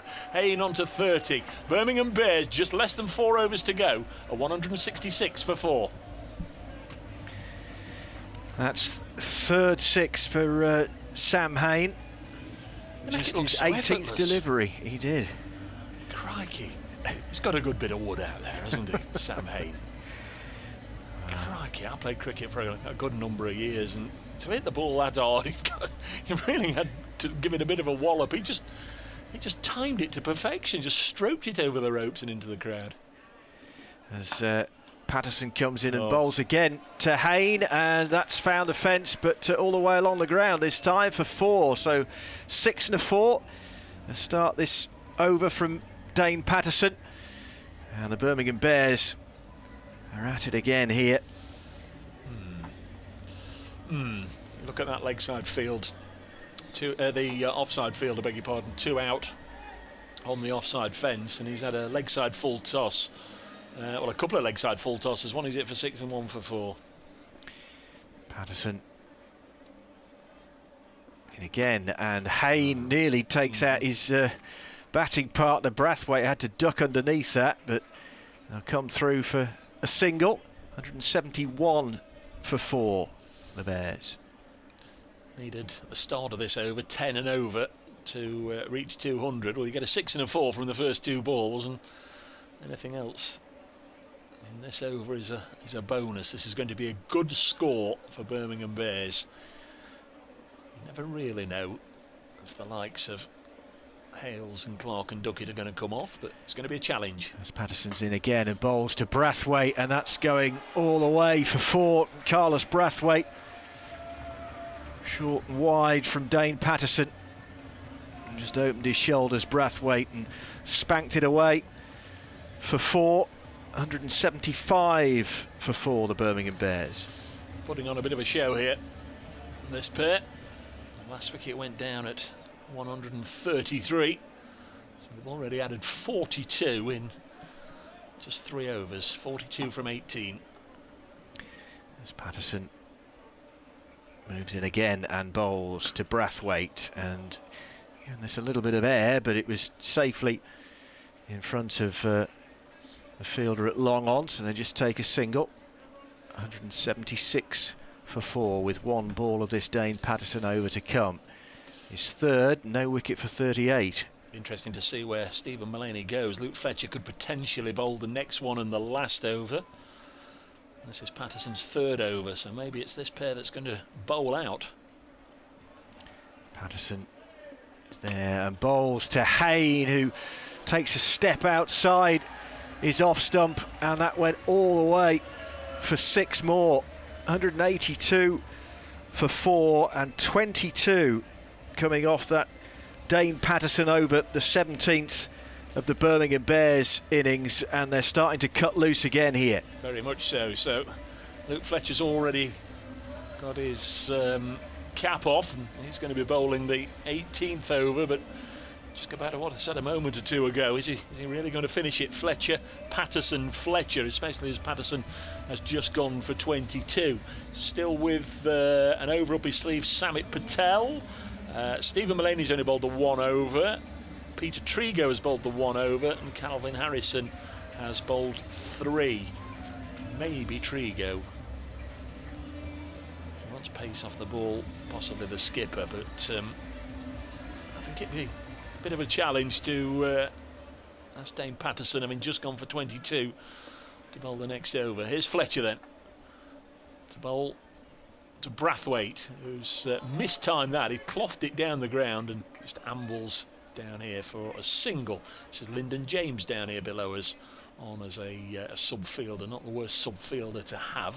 Don't know who's gone off, presumably for a quick comfort break somewhere along the line, but Lyndon James at long on. 183 for 4. 9 sixes and 14 fours in this Birmingham Bears innings. Again, I'll just have the flashback to 8th of July 2017. Luke Fletcher down in front of me, had to run away from me to bowl to Sam Hain, and we know what happened. Let's hope it doesn't happen again. Fletcher into bowl to Sam Hain, clips it away on the leg side. They're running hard now, this pair. I think Brathwaite, well, he wanted 2 this time.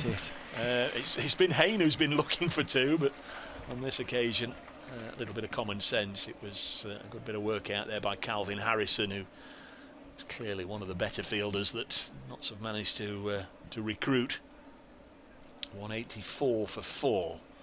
16 balls left in the innings. The Bears are 16 runs away from reaching 200 as Fletcher bowls to Brathwaite, and again out to Harrison. There'll only be 1 to him. Lovely evening, it really is, isn't it? Lovely, yeah, it is. Just a breath of wind into the commentary box now and again, but beautiful conditions for watching cricket. I would imagine this isn't going to be pitched up, because Luke Fletcher has asked Alex Hales from long on to come up inside the circle, so he's clearly not going to pitch it up, or not expecting to pitch it up for Hain to slam it back over Hales' head at long off. Let's have a look. Fletcher in. No, it is short, and it's mistimed down the ground, and had Hales been back there, he'd have stopped it. Well, it certainly wasn't meant to end up like that, but it's a boundary to Sam Hain, who can do no wrong when it comes to Trent Bridge in this competition. His average of 248 at the moment is going to be speeding on towards 300. He's 46 not out. 189 for 4. So within sight of a half century. Next one is just dragged away on the leg side, and once again they ran the first one quickly and then decided not to push their luck. No real need to. 190 for 4. The partnership has skipped on past 50 now. 57 they've added. 1 ball left in the 18th over. Already 8 from this over. Fletcher 1 for 31. Patterson's already bowled 3 overs. He's none for 44. Could be mayhem in the last 2 overs as Fletcher is in to Brathwaite, digs out a Yorker, takes a single. 191 for 4. 9 from that over. And the Birmingham Bears certainly going to be the other side of 200. Just how many more remains to be seen. Yep, so this is just what they needed after the disappointment of falling short at Headingley last night, but they've bounced back exceptionally well. Adam Hose got them off to a flyer. There's a 18 ball 32. And Ed Pollock with 62 off just 34 balls. The other main contributor, along with Sam Hain, who's 47 not out off 24 deliveries. The 2 missed out really. Will Rhodes 18 and Dan Mosley, the youngster, 6. 191 for 4 against the reigning T20 Blast champions in their own backyard at Trent Bridge. It's going to be Peter Trigo. I didn't think he'd want to go with Patterson again after that mauling in the last over. It's from the side that won it last year. two overseas players, Dan Christian and Imad Wazim, not available, nor is England international Jake Ball. He was in the 14, but he's on his way back from injury. No doubt we'll see Jake Ball involved in the competition at some stage in the not too distant future. There's Trigo. In he comes and bowls to Brathwaite, a full toss, and he's absolutely launched that away for 6 runs. The 10th 6 of the Birmingham Bears innings. It sat up and begged to be given the treatment that from Peter Trigo, and was by Carlos Brathwaite. It's very close to being over waist height as well. That would have absolutely compounded the quality of the delivery, I think. Very high full toss. And Brathwaite gave it a meaty slap into the stand. Here comes Trigo again to bowl to Brathwaite, who's helped that away, and that'll be 6 more. 2 successive maximums for Carlos Brathwaite, and that takes the Birmingham Bears past 200, 203 for 4 in the 19th. With 10 balls left, and Trigo will have a little bit of a feeling of what Ben Stokes went through if this over doesn't improve. 2 sixes to begin the over. Could he? He's a famous West Indian who used to play on this ground in the 60s who did it. Yes. So Garfield Sobers, of course. In comes Trigo again from the pavilion end and bowls to Brathwaite. He's got right underneath this, and there's no point looking for it. It's gone into the top tier of the stand. 3 successive 6s. Oh, it's a no ball as well. For that Carlos one is a no ball. Brathwaite. That one is a no ball. So he's gone for 20, and there's still 4 balls left in this over. Carlos Brathwaite is having fun in the Trent Bridge sunshine on this Friday evening. Still 4 balls to come, and that's not going to be another boundary or even a 6 or anything like it. Trigo managing to do the fielding off his own bowling, but some spectacular big hitting from Carlos Brathwaite. Trigo on his way in again and bowls to Brathwaite, and he's seen plenty of that. That's another 6. He's got the ground staff ducking out the way, taking evasive action just as well. They all did duck en masse because one of them would have caught that.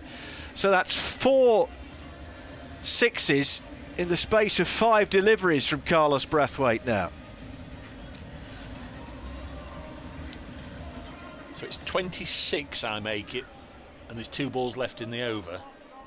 It could be, well. In he comes again, and this one's going all the way for 4. It was short and wide outside off stump. And a boundary this time, not a 6, but a 4 for Carlos Brathwaite, who's raced on to 43 off 16 deliveries, 221 for 4. There's a ball left, and this over has gone for 30, I make it. 6, 12, 18, 24, 28, 2 for the no ball, 30. This potentially could be the most expensive over in the blast. In it comes, and Brathwaite has attempted bouncer really by Trigo, and he's managed Brathwaite just to work that for a single. But 222 for 4, so 31 off that over from Peter Trigo, and Carlos Brathwaite 44 off 17 balls, Hayne 47 off 24, and the Bears 222 for 4. This is already their 3rd highest total in the T20. Only 231 for 5 against Northampton Edgbaston 3 years ago, and 242 for 2 against Derbyshire 6 years ago. Better this currently, and there are still 6 deliveries, or not, so we're hoping there's only 6 deliveries left in this Bears innings, Dave. It's going to be Luke Fletcher to bowl this, the final over. It's slammed high into the sky, Clark is underneath it and catches it, and Brathwaite has to go.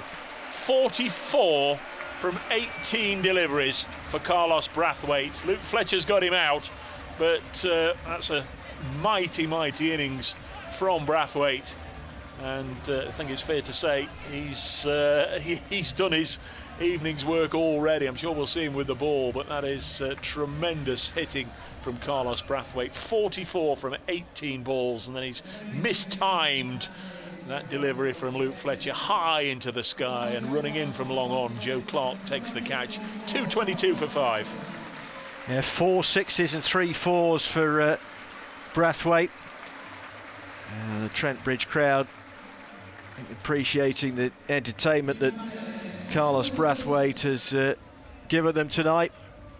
And Michael Burgess on for the Bears. 2:22 for 5 with 5 overs to go in their innings. 5 balls to go in their innings, I should say. Well, already we can say it would certainly by quite some distance be Nottinghamshire's highest second innings score, highest score they've made, 227, but that was batting first. Here's Fletcher to Sam Hain, who'll want to keep up the momentum, clips this on the leg side. They've run the first one quickly, but well done Ben Duckett in from the fence, keeps them to 1. 2:23 for 5 with 4 balls left. The highest score ever made against Nottinghamshire in this format was Yorkshire 4 years ago, 2017 at Headingley. 2:23 for 5. Funny feeling that was the night that Notts were Maxwelled. No, it wasn't. It was Adam Lythe, 82. There was one night there when Maxwell got 80 or 90 in very quick order. Single taken here. 2:24 for 5 as the ball just turns over. 3 balls left. Brathwaite will remember his first appearance at Trent Bridge with affection. 2:24 for 5, 3 balls left. Fletcher with 2 other wickets. Bowls to Sam Hain, punches it down the ground. Joe Clark again down here. They're going to come back for 2, and that throw from Clark just a little awry. And we're able to get that second run. 50 for Sam Hain there, Dave. 4 sixes and 2 fours in just 26 deliveries. Excellent innings from Sam Hain. His second consecutive 50 in successive nights for the Bears. One at Headingley last night and one at Trent Bridge tonight. He's averaging 298 on this ground in the blast. That will be halved, of course, if he gets out either of these 2 balls, and he's hit this one into the air out towards deep mid-wicket. It's going to fall just short of Ben Duckett, and again they'll come back for 2, so he moves on to 52 and has now got a nice flat round even average of 300 on this ground. 5 high scoring innings, 4 of them not out. He's 52 not out here. 2:28 for 5 is now the highest score that Notts have ever conceded in the 19 years of the blast. And it goes without saying, they'll need to score their highest score if they're going to chase it down. 2:28 for 5. Fletcher bowls final ball of the innings to his old nemesis Sam Hain. They take a single, and it is 2:29 for 5 at the end. Hain 53 not out. Michael Burgess just 1. He didn't have much opportunity to show what he could do. Luke Fletcher finishes with figures of 2 for 39, but 2:29 for 5 is well, as we've said, it's right up there, right across the 19 seasons of the T20 Blast, and it's certainly the highest scored against Nottinghamshire, who will, I'm sure, be a little shell-shocked. Could be fun though, because undoubtedly they're not going to have to play themselves in. The likes of Hales and Clark and Duckett and co, they're going to have to go after this. Peter Trigo as well, I think we can probably throw in the mix, and Tom Moores. So might not have seen the end of all the big hitting tonight, but certainly up to this point the Bears have relished being put in. They've made 2:29 for 5. Yeah, Carlos Brathwaite 44 from just 18 deliveries. Fantastic contribution from him. But Ed Pollock 62 Adam Hose early on with 32. And Sam Hain finishing unbeaten on 53. As Dave says, it's given Notts an almighty task to try and chase this down. So the full scorecard: Adam Hose, LBW to Luke Fletcher for 32, 2 6s and 3 4s off just 17 deliveries. Ed Pollock bowled by Carter for 62 off 34 balls, 3 6s and 6 4s in that. Will Rhodes caught Duckett, bowled Harrison 18, 16 balls, just 1 boundary. Sam Hain 53 not out then, 4 6s and 2 4s, 28 deliveries faced by Hain. Dan Mosley was caught Patel, bowled Carter for 6, 1 4 in his 7 ball.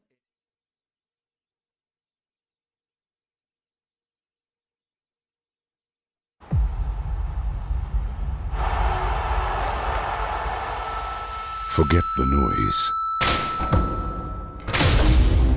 Ignore what lurks in the darkness. That feeling in the pit of your stomach. Doubt. Fear. When it's your time to step up, will you be more than the rest? More than expected? Be more. Outlaw.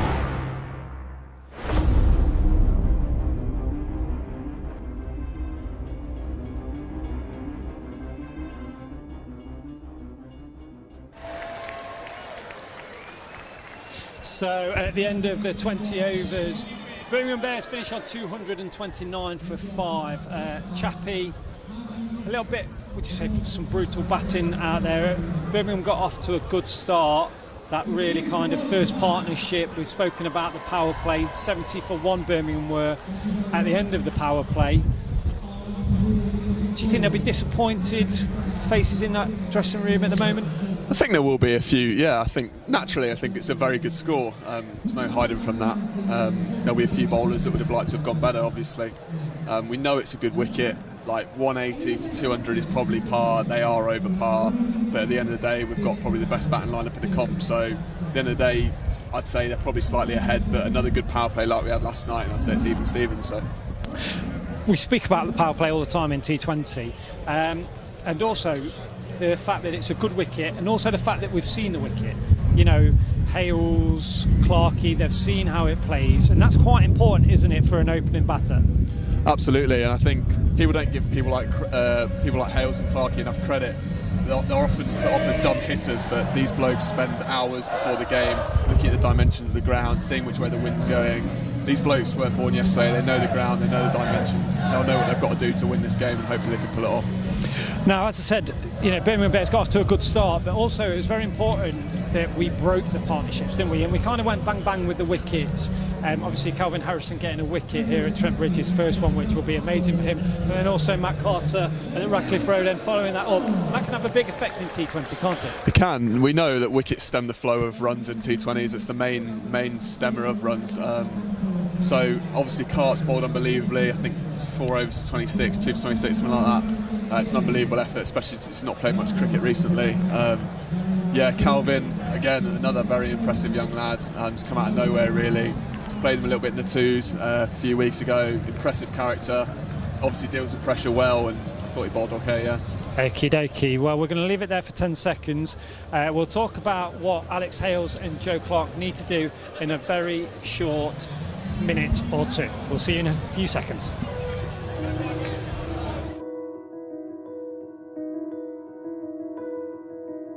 In the entrance, somebody will take your temperature, give you some protective masks, and that sense carries through to all the clinical areas, ward and theatre environments where social distancing is rigidly applied.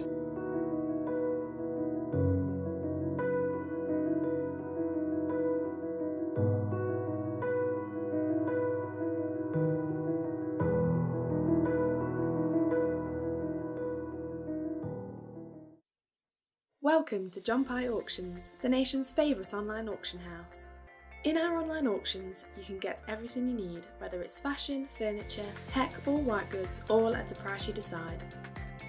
Auction lots include a mix of ex-display, clearance, end-of-line, retail returns, insolvency stock and failed deliveries, plus fully functional lots covered by a John Pye warranty. Bidding online is quick and easy, so visit johnpye.co.uk to place your bids today. Okie dokie then, Chappie. A few minutes until obviously Alex Hales and Joe Clark make their way down the steps. Birmingham are just getting into their little huddle now after practicing their fielding, etc.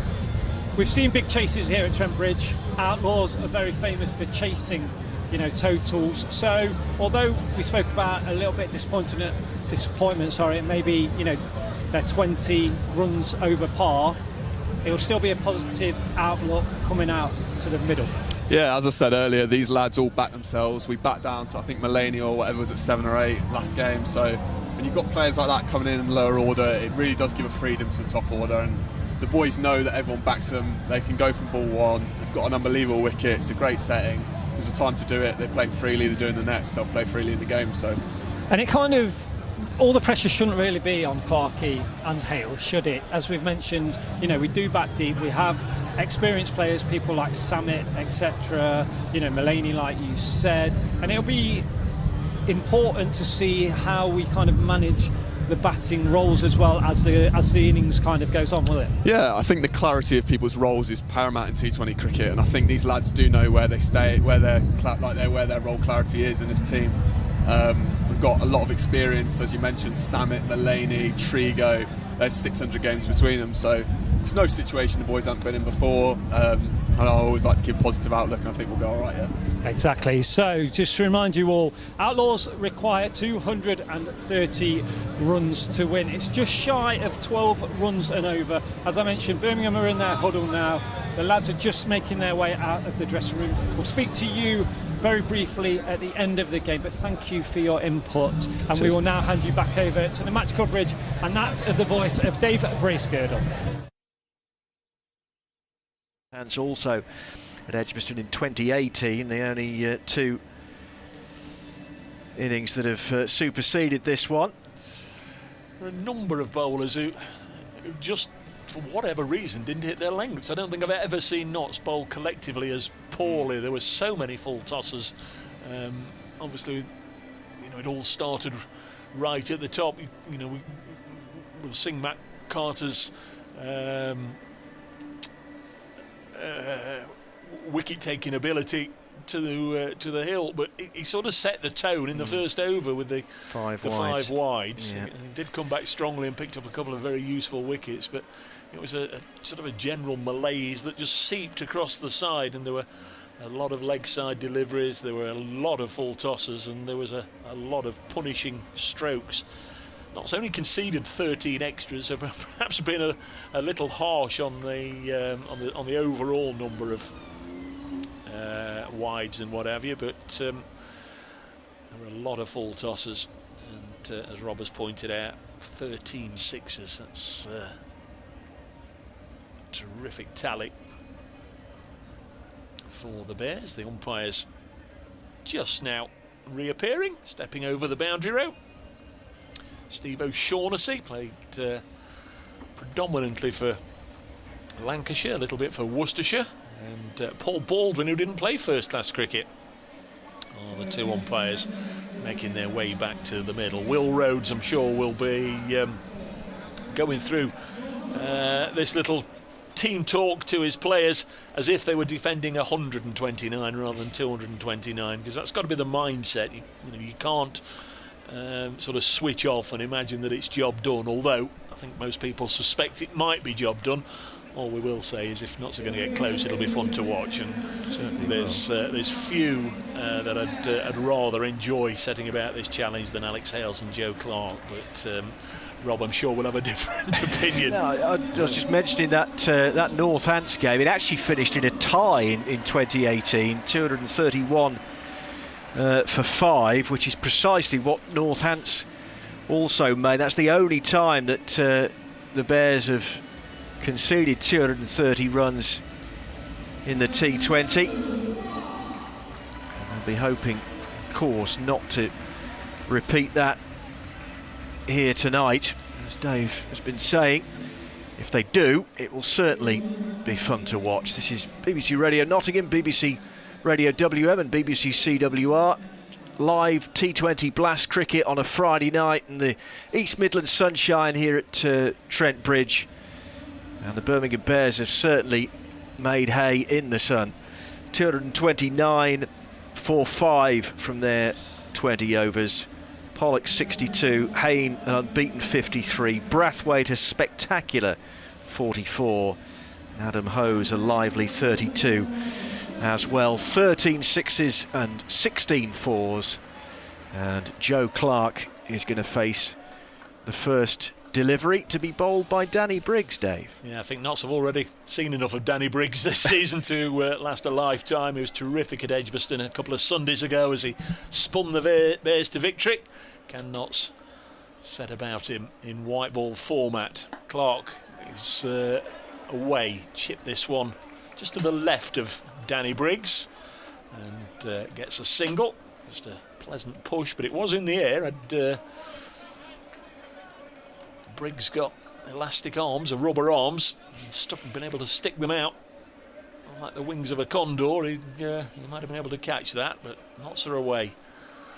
They need 229 more to win. There's Briggs to Hales, who pushes this to mid-on, and there's no run this time. Just hit it a little too crisply, and there was just a moment where they hesitated, and the chance of a run had gone. Will Rhodes, the Bears skipper, doing the fielding. Tim Bresnan's hopping up and down like a 15-year-old, and Hales has got hold of this and he's sent it a long way up in the air, and Alex Hales might be out second ball. Alex Hales is out second ball, and Danny Briggs has got his 200th wicket in T20 cricket, and it's a big one. It's Alex Hales out for naught, caught by Will Rhodes. Not a 1 for 1. Yeah, terrific moment for Danny Briggs. 600 career wickets last night at Headingley, and 200 in this form of the game, and just what the Birmingham Bears were looking for early on here. They weren't in control already. They feel they certainly are now. Alex Hales very, very dangerous in this form of the game, of course, with the bat. Top scorer in the Big Bash, more than 8,000 T20 runs in his career, but out for a duck, bringing Peter Trigo to the crease now for the Outlaws. Danny Briggs joining a select group of 5 English or England qualified bowlers who've taken 200 wickets. Samit Patel, Ravi Bopara, Chris Jordan and Adil Rashid. Add Danny Briggs onto that list. Here is Briggs. Halfway through the first over, Notts 1 for 1. Clark clips it away on the leg side. They crossed obviously while the ball was in the air. The new man is Peter Trigo. 2 for 1. We'll be doing an update for BBC Radio Nottingham in just a second. They don't know what I'm about to tell them, many of them. There'll be some expecting to hear good news. Trigo's taken guard, former Somerset man, of course, and pushes this one back to Danny Briggs.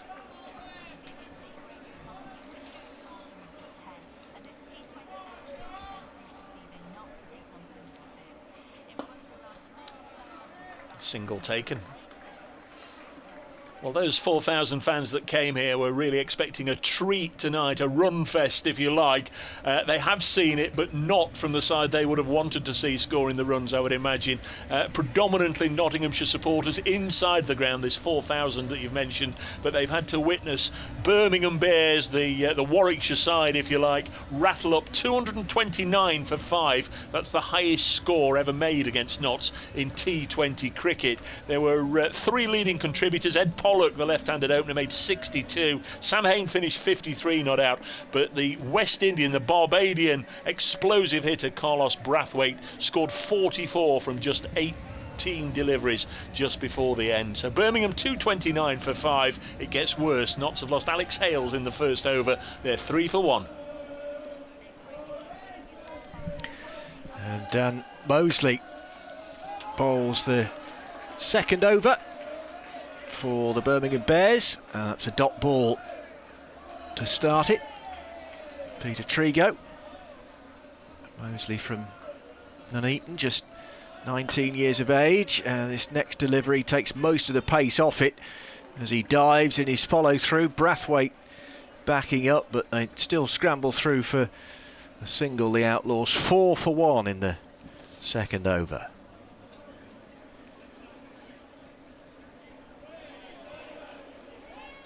Mosley waits as Clark surveys the field.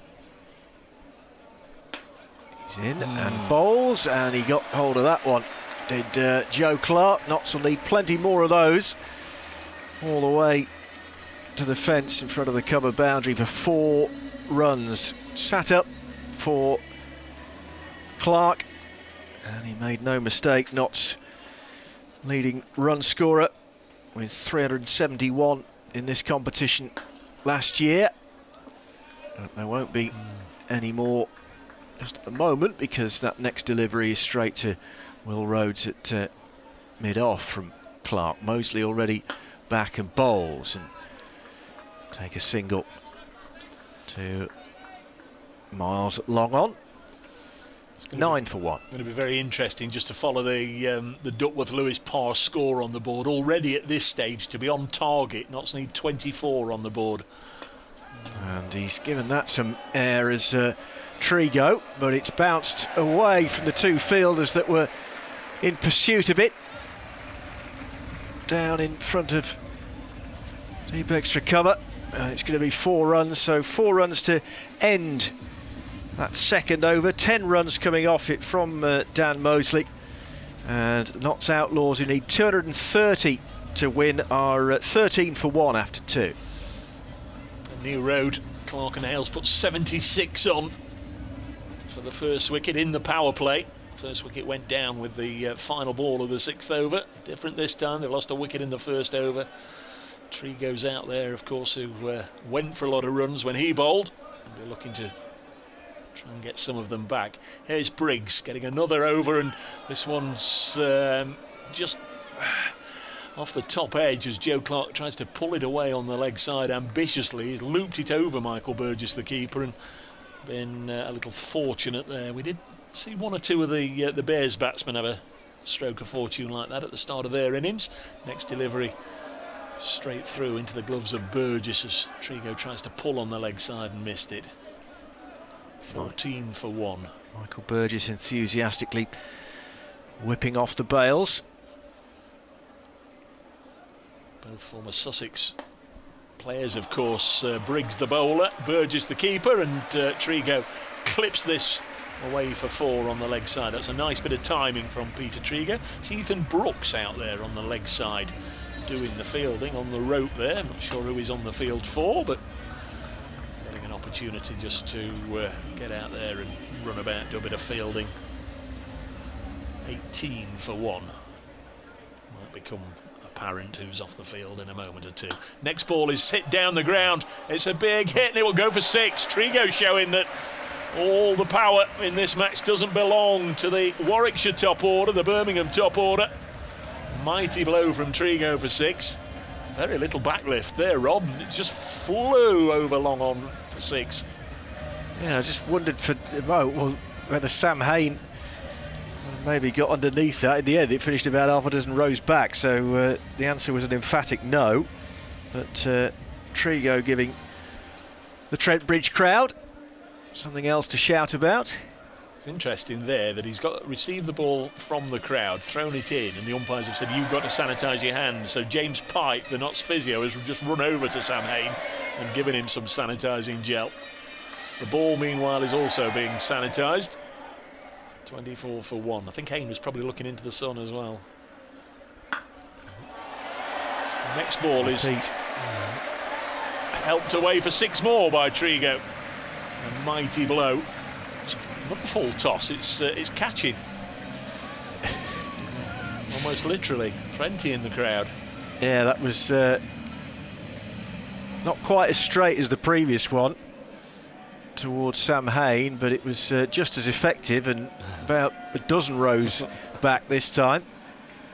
how times change. A year or two back, you'd have been fined quite a lot if you'd kicked the cricket ball, as Sam Hain did there. He kicked it from his position out on the rope back towards the umpire, not wanting to pick it up and get another ticking off. There's Briggs in again, and Trigo can't get this one away. Briggs enthusiastically fields. End of the third over. Notts going along at 10 and over. It's not quite enough just yet. 30 for one. They need to be they need to be 36 after the next ball. So they're not that far behind, but it's a huge, huge challenge for them. Yeah, the Bears at this equivalent stage were 33 for no wicket, so they're not a million miles behind. But Carlos Brathwaite is getting ready to bowl for the first time. 17 coming off that Danny Briggs over, including those two big blows from Trigo. 22 off 10 deliveries he has.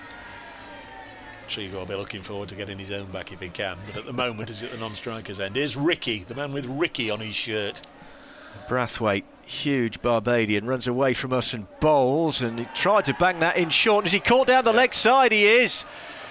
And Carlos Brathwaite strikes with his very first delivery, and Nottinghamshire are in trouble here at 30 for 2, and Clark has gone, caught behind down the leg side for 8, and Notts Outlaws needing another 200 in 17 overs to win a 30 for 2. Looked like he gloved it. It was a slow bouncer, I think, deliberately slow from Brathwaite, and Clark was through with the shot, and I fancy it just brushed off his glove on its way through to Michael Burgess.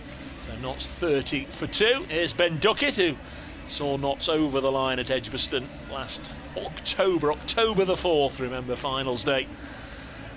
Duckett finishing 53 not out, hitting a boundary away to win the match and win the title for Notts.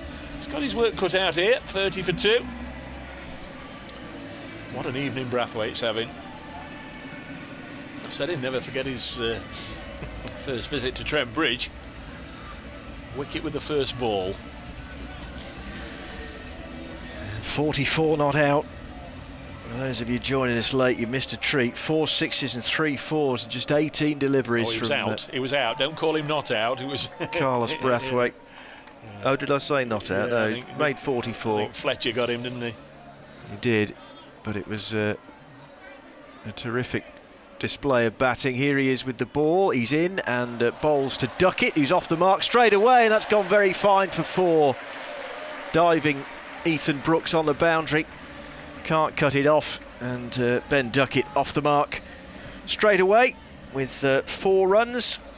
34 for 2 Nottinghamshire. Got to be busy. Duckett, it's almost an impossible task, but without Clark and Hales, he's got to be busy.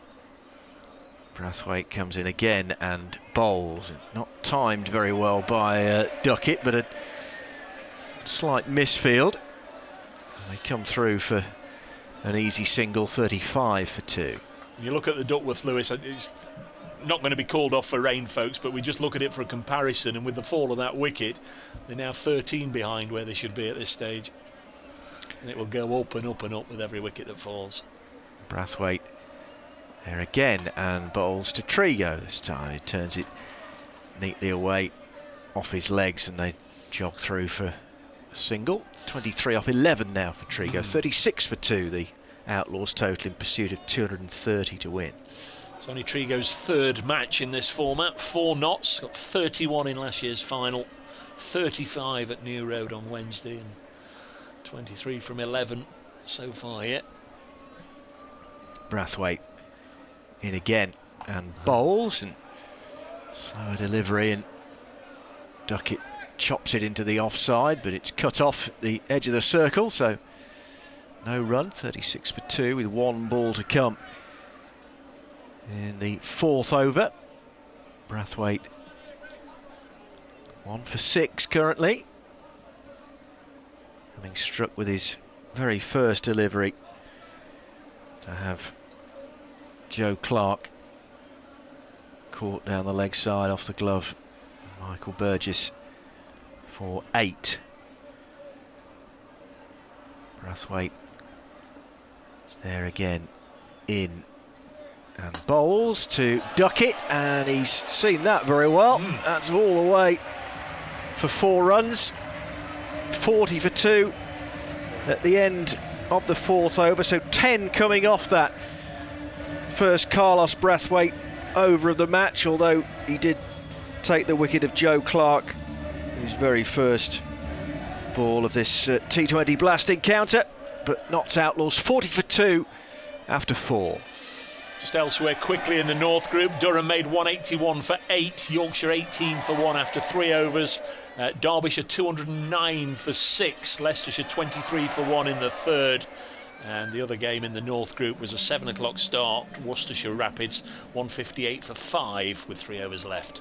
It's going to be Tim Bresnan, who this evening plays against Notts in the Blast for the 20th time, and that equals a record. 40 for 2. He bowls and Trigo's hit it down the ground and out. Another wicket, first ball.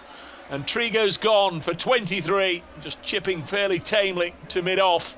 And it's all unravelling for Nottinghamshire. They've got a huge challenge ahead of them, and they've got to go for the shots, but it's inevitable that hit it in the air, you're going to pick out the fielders. It's just the way it's going to go for Notts. You would imagine this evening. Trigo out for an Enterprise, Brighton Breezy 23, Will Rhodes' second catch. Tim Bresnan with the dismissal. It's 40 for 3. And as Dave says, the second Bears bowler to strike with their very first delivery of the match, Carlos Brathwaite in the previous over, and Tim Bresnan in this one. Faced 12 deliveries, Peter Trigo, 2 6s and 2 4s before he was out. And Tom Moore's coming out to join Ben Duckett at the crease, but Notts a long way from their victory target. They need 190 more, and they've only got 7 wickets in hand. That's Bresnan's 22nd wicket against Notts, and that's the most by any bowler against Notts in T20 cricket. 40 for 3. New man Moore's at the non-striker's end. Duckett helps this away behind square for a couple of runs. Craig Miles doing the fielding. 42 for 3. Yeah, Duckett's, I beg your pardon, Bresnan's 22nd wicket against Notts. The bowler with the next most is also a Bear, Jeetan Patel. 18 wickets he took against Notts in his long and illustrious career. 42 for 3. Bresnan, 36 years of age now, bowls, and Duckett tries to cut it away. Beaten outside the off stump as it goes through to Burgess. Remember, Bresnan playing here as a 16-year-old for Yorkshire in the old 40 over competition. One of his very first games for his county. Well, the man in charge of the music trying to lift the crowd up a little bit, and Duckett inside edges this off boot and just past the sticks, and it remains 42 for 3. Hale's out for 0 in the first over. Joe Clark out for 8. Peter Trigo for 23. Duckett and Moore's at the crease. Still a little bit to come. Samit Patel and Stephen Mullaney in particular. But surely this too great a challenge. Next ball cut away by Duckett for a single. Into the offside. 43 for 3. So all going swimmingly for the Birmingham Bears at the moment. We know in this form of the game matches can turn very quickly, but it's going to take something particularly fantastic from the Notts Outlaws' point of view to get back into this. And I'll give way to Clive Eakin. He'll be the next voice you hear after Dave's described this final Tim Bresnan delivery of the 5th over. Thanks, Rob. More from Rob before too long. Next ball is Moore's just leaning. Oh, there's a misfield there by Danny Briggs. You've got to see quite a bit of cricket to see Danny Briggs miss one quite as haphazardly as that. Be a little bit red-faced about that one. Danny Briggs, fine fielder, but he just came sprinting in trying to stop the single and overran it. and they go through for 1. So that's the end of the over. We've got crowd shots up on the big screen. I'll just let you know the score as soon as it's back on the scoreboard. Meanwhile, Clive has come off the calculator, he's been counting up all those 4s and 6s and is back alongside me. Don't you just love a crowd? Whatever the state of the match, the opposition make a misfield that costs a run. Yeah. The ironic cheers. Could be crucial. Yeah, Dan Mosley then to come into it. The difficulty for Notts, because I mean, they're actually, in terms of the runs they're scoring, they're not doing too badly. But when you're chasing a target as big as this, as Mosley bowls, has played on the onside for a single, it is very likely you're going to keep losing wickets, and that's their problem. Just saying, the bottom line on the board here, they put the DLS up, and they should be at 72 if they're on course. Just a huge, huge challenge.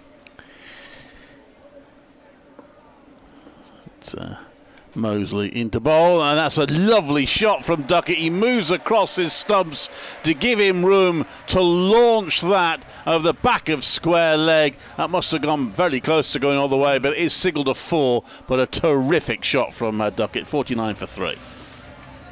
It's like the crack of a gun there. Ball leaving the face of Duckett's bat behind square on the leg side. He's on to 16. He's been busily about his work. His first ball for 4.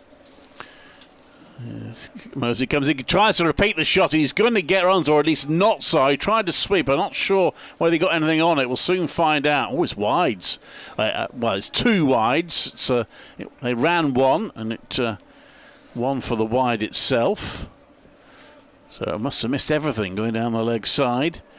And Mosley round the wicket, comes into bowl, and he cuts that Moores, and he's found the gap for 4.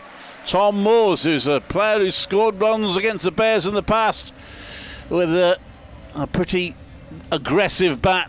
It's a lovely cut shot for 4, and young Dan Mosley's getting a little bit of a lesson in 2020 cricket here and the ups and downs of it. First 5 overs produced 44 runs. The Bears' first 5 overs produced 55. But of course it was the last 5 for the Bears that was particularly destructive, as this one is just turned now. That's another wide. It's missed everything. So, and they've run 1 as well. This is proving to be a rather expensive over from Dan Mosley. He's gone for 13 so far, and he still has 3 balls to bowl.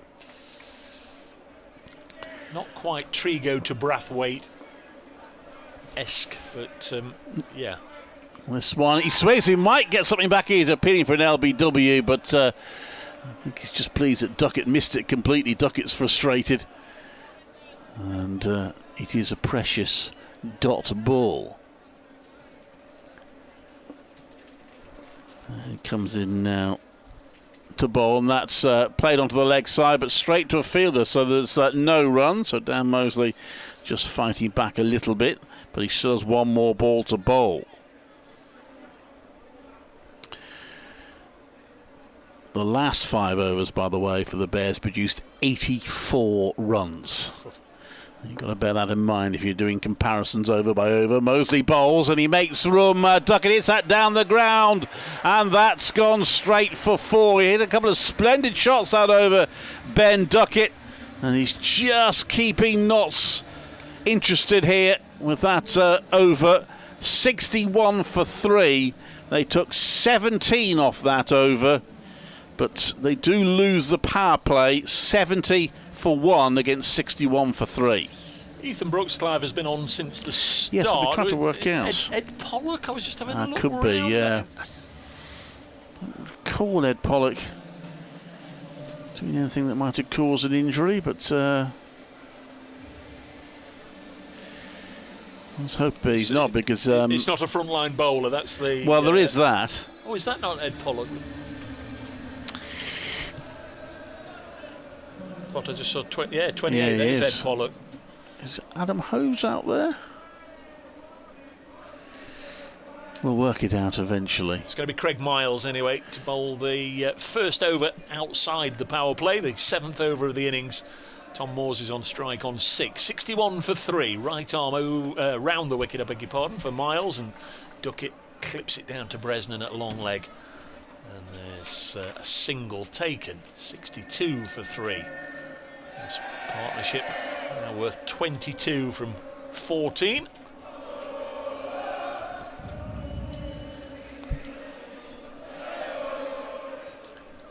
Do we call him the DJ, or certainly the man with his finger on the button? He's trying to keep the crowd enthused. Duckett works it away on the leg side. Good strong throw in there from Jake Lintott. I'm sure we'll see his slow left arm before too long. 63 for 3. I think they're playing with 12. Have you seen Adam Hose? No, actually, I think it might well be Hose, and that would be a blow if... Moores has 7. And, drops this on the leg side. Now, are they going to sprint for 2? They are indeed. In comes the return. Yeah, they're comfortably home. 65 for 3. Notts are next in action on Sunday at Wantage Road against Northants. When's the Bears next week? Same Sunday against Derbyshire. Derbyshire, the other team, have passed 200 today in their match. More runs for Matt Critchley, who's having a fine season.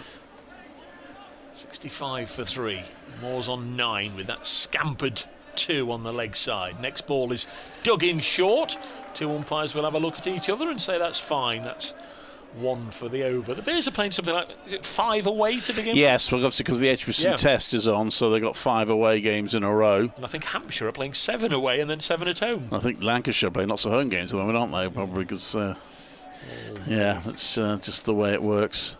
Yeah, you mentioned Matt Critchley, he does everything at Derby. I think he makes the tees as well at the moment. There's Miles, former Gloucestershire player.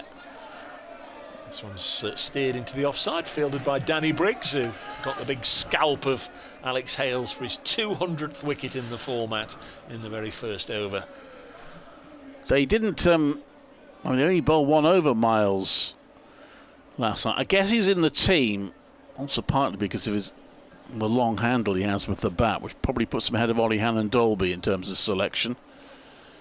Next ball is in for Duckett, who's on 21, now 22, as he mistimes this to mid-on, takes the single end of a fairly miserly over, just 6 runs from it, and Notts are 67 for 3 after 7 overs, replying to the Bears' whopping 229 for 5. I imagine Henry Brooks, well, I'm sure Henry Brooks would be in the side, probably ahead of Miles if he was fit. But he's got a bit of a niggle. They're hoping that he will be back before too long. And, of course, Chris Wokes as well, who has played in a couple of practice games, only bowled in 1 of them, but he's not too far away. So decent players to come in for the Bears. No Ollie Stone, of course, because of England's duty. Ollie Stone, who would have had a wicket today if Joe Root hadn't put too much slippery hand sanitizer on his hand, presumably, in the slip position. Anyway, 67 for 3.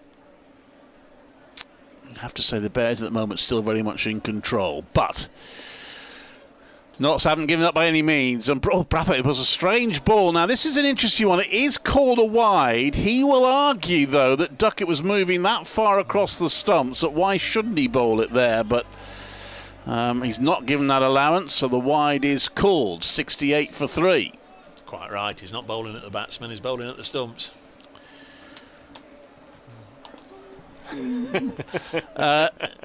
He comes in again to bowl, and that one is a little less wide, but it's going to go for 4. A bit of an edge from Duckett as he took a swing at that again, moving across his stumps, got an edge down for 4 to take the score to 72 for 3. Duckett 26 off just 15 balls. Yeah, you'll take him where you can get him, won't you? That was right off the cue end. He's a top player, of course, Ben Duckett.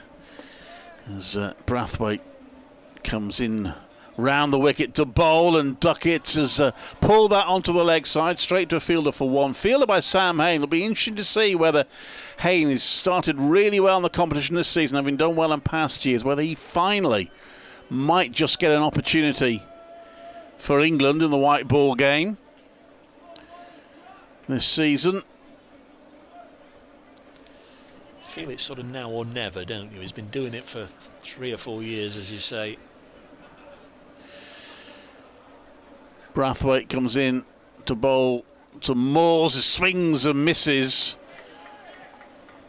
Well, this is his 5th T20 competition for the Bears, and he's been pretty prolific in all of them.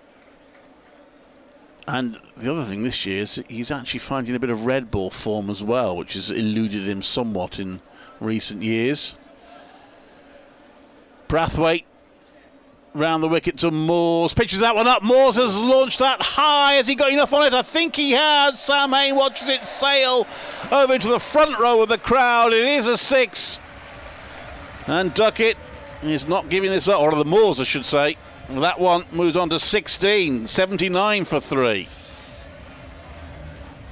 Just about got the right club, didn't he? He went very, very high indeed, and Sam Hain was an interested observer for a while. Once again, the ball is thrown back to Sam Hain, and he's got to trap it and then get it on the half volley, kick it towards Steve O'Shaughnessy for the umpire to wipe the ball clean.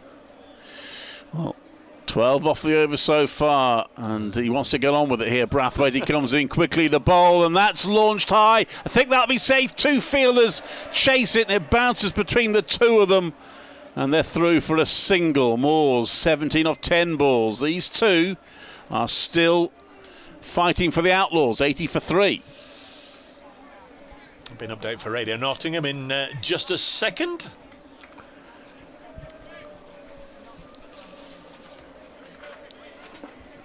Well, half an hour ago I told you the size of the Notts Challenge. It's not getting any easier. They've been set a score of 230 to win this game, the first one at Trent Bridge this year for Notts Outlaws. The Bears scored 229 for 5.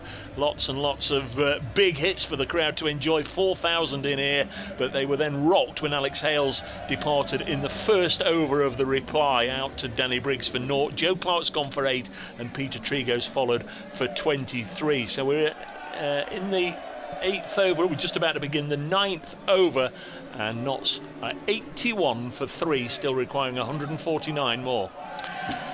So 14 came off that Brathwaite over.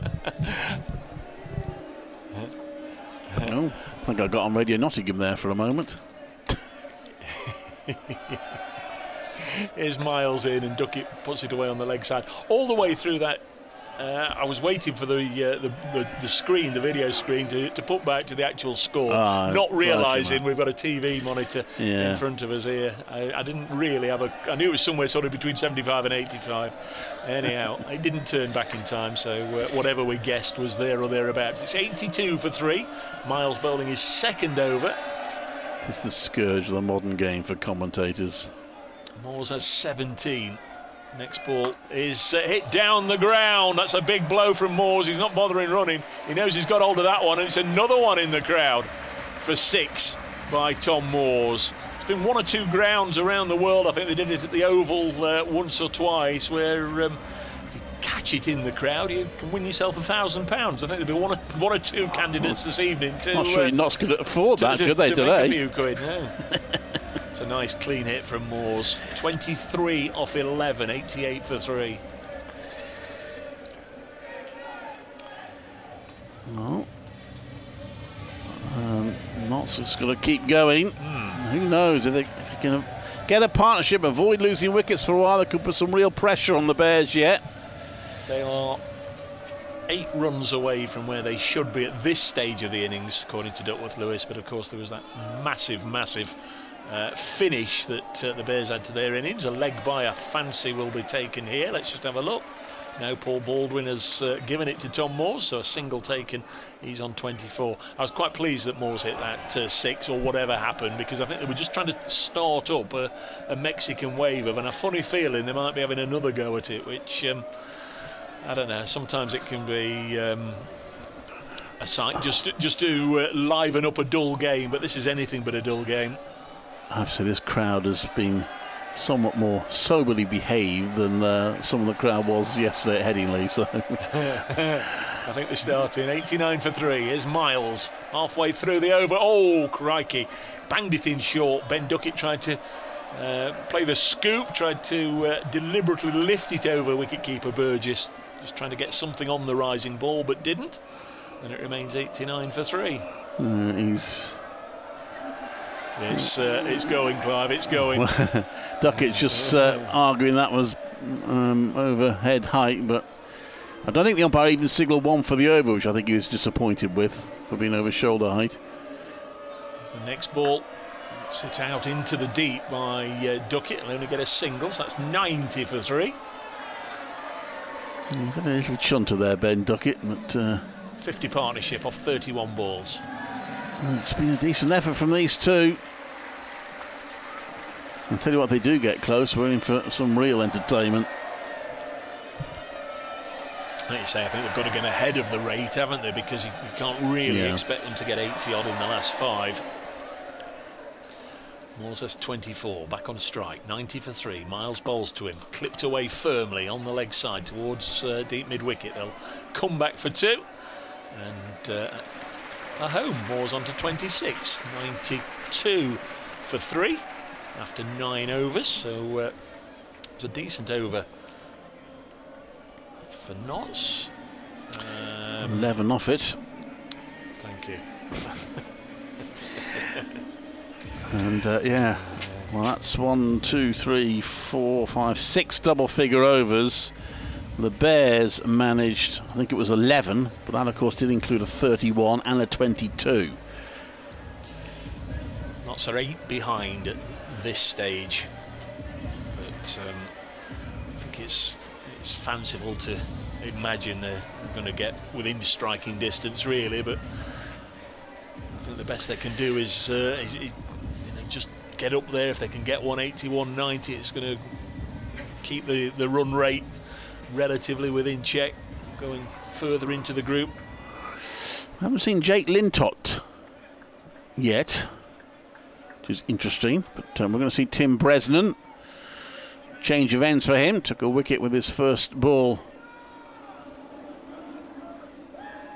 of his spell, but, and that was 1 for 4, so in this match that's a really good over.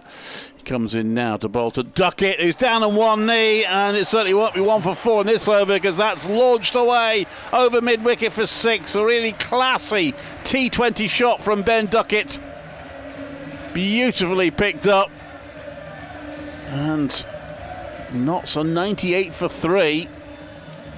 We could be in for a thriller. Sometimes when the target is this big, there's almost a nothing to lose mentality for the batters, and if it comes off, you do see it, don't you, sometimes? I remember a 50-over game here, actually, when Notts got a ridiculous score batting first. And although the Warwickshire didn't get there, they actually did make a pretty decent fist of it.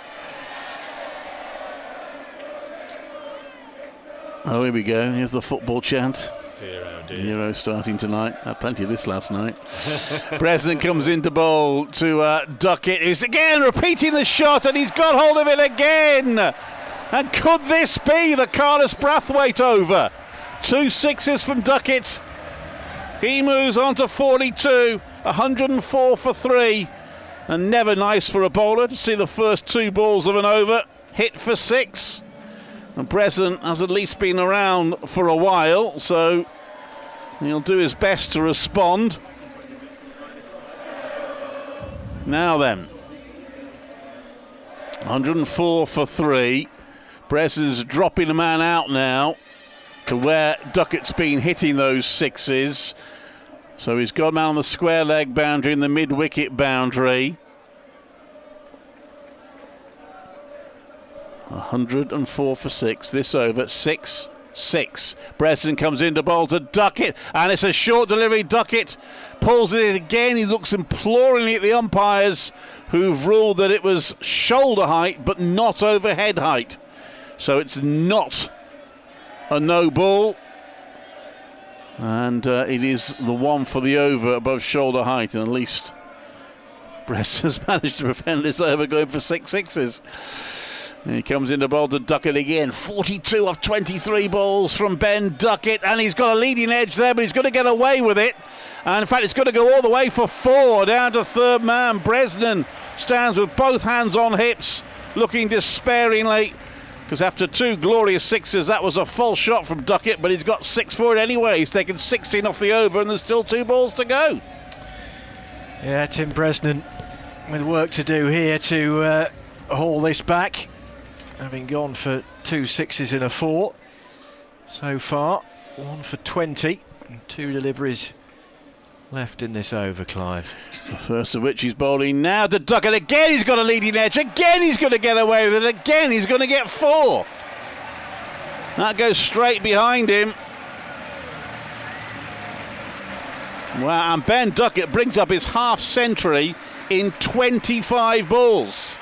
He raises his bat. 7 4s and 2 6s for Ben Duckett.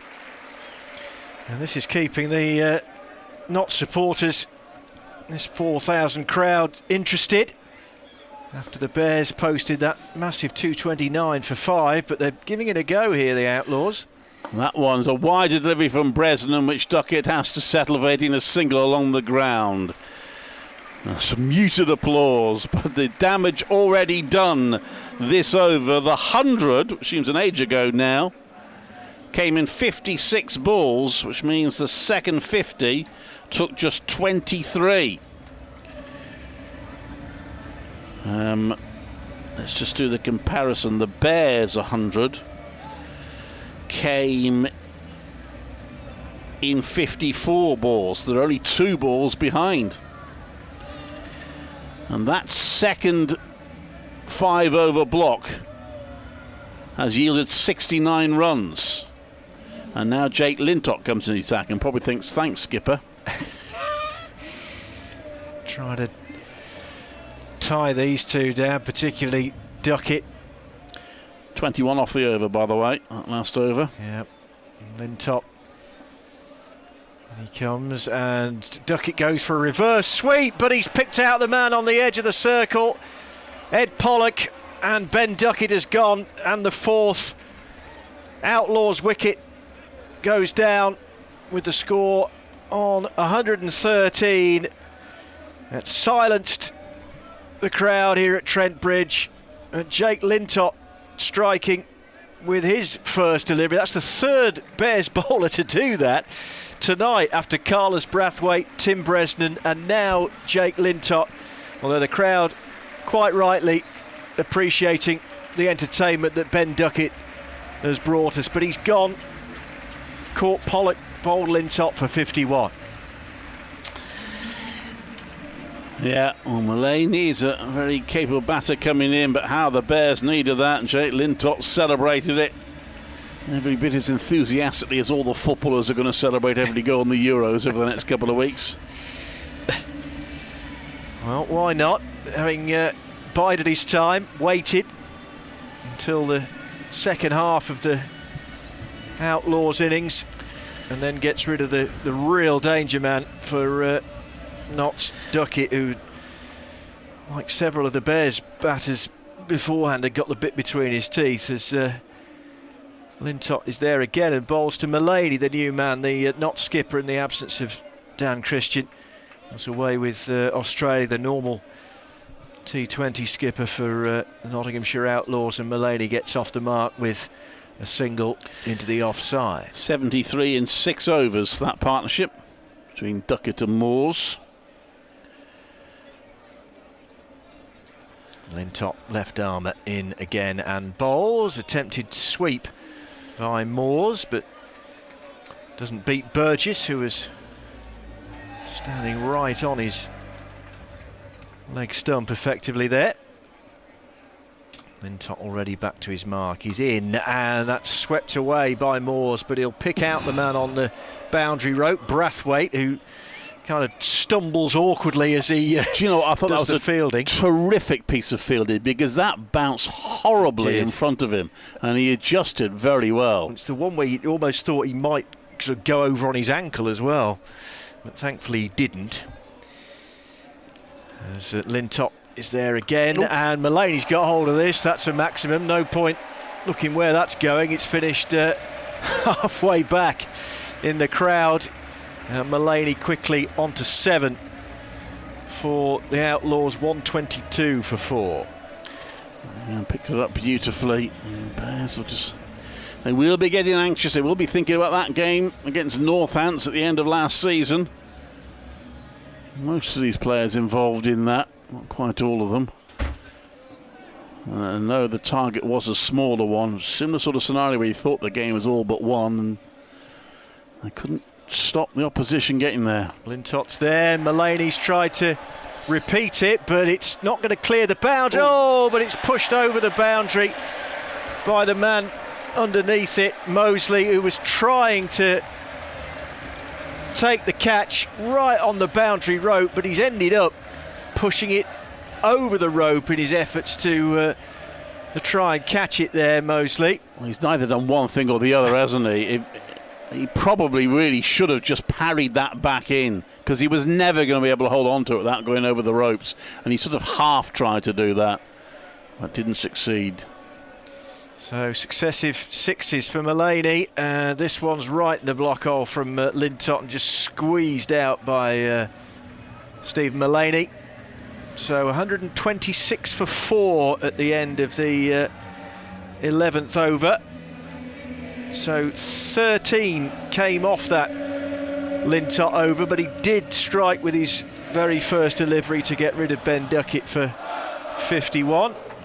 But it's 59 from the last 4 overs by Notts.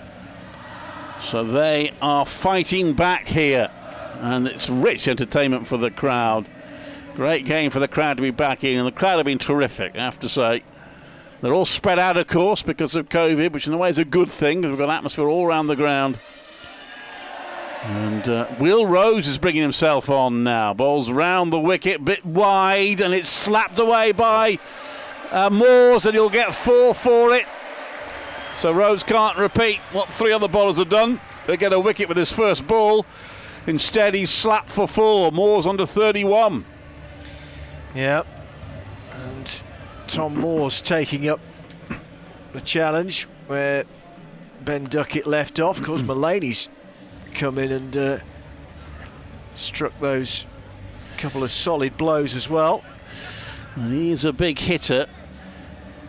After these, there are some big hitters still to come, perhaps not as consistently effective. So the Bears, I think a couple more wickets could get them back in control. They are actually now winning on Duckworth-Lewis, Notts.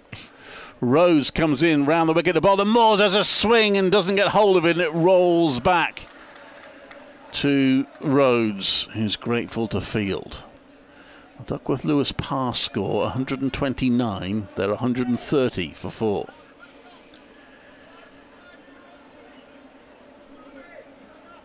We were quite a little bit surprised last night when Duckworth-Lewis kept having Yorkshire behind, when none of us thought they really were. And so it proved. Rose ball, it's a wide delivery which Moore stretches for, can only play out to the sweeper on the offside for a single. Rose just momentarily calming things down a bit. 131 for 4. 99 required off 51 balls. It's still a big ask. But in 2020 cricket, particularly with 6 wickets still in hand, it is doable. Rhodes to Mulaney, who's got 11 off 4 balls. That's played straight back to the bowler, and he's caught and bowled. One captain dismisses the other. Mulaney hits his pads in frustration. Just push that straight back to Will Rhodes.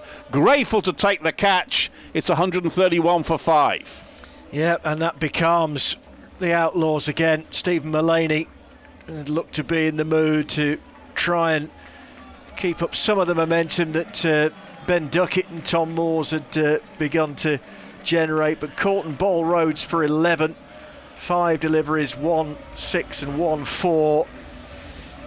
And Birmingham Bears, if they weren't out of the box seat, they're certainly back in it, you would feel now. Samit Patel can hit a long ball though, and he's the next man out to the crease, Clive. He certainly can, yeah. I've forgotten him, he's higher up on the list in front of me there. So he is the next of the big hitters. They do have a pretty, you look at that team, Hales, Clark, Duckett, Moores, Patel, Trigo, that top order and Mulaney, they're all ferocious hitters. I said right at the start that the Bears needed to make a big total here. It's usually the track at Trent Bridge is also a high-scoring one. And you would think the Bears total will be enough of 229, but it's still not guaranteed. And Patel guides his first one into the covers. It's well fielded there by Ed Pollock. There's no run. Fantastic entertainment, though, hasn't it been? I mean, say 13 sixes in the Bears innings. We've had 5 in the Notts response so far. Here's Rhodes to bowl. Patel waits for it. Oh, he's placed that superbly in between 2 fielders for 4. And it's not always about big hitting. Sometimes it's about placement and timing, and that's what Patel did there to finish the over strongly for Notts to take them to 135 for 5 off 12. Yeah, so 9 coming off the over. The context of this match is some effort from the bowler. And Will Rhodes claiming the wicket of Stephen Mulaney, but as Clive was saying, just delicacy, the order of the day there from Samit Patel. Guided away for a beautifully timed boundary. Danny Briggs coming back on, 2 overs, 1 for 20. His current figures. This could be key for the Bears.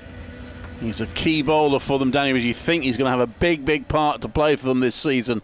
He's got 2 overs left. Can he maintain some control?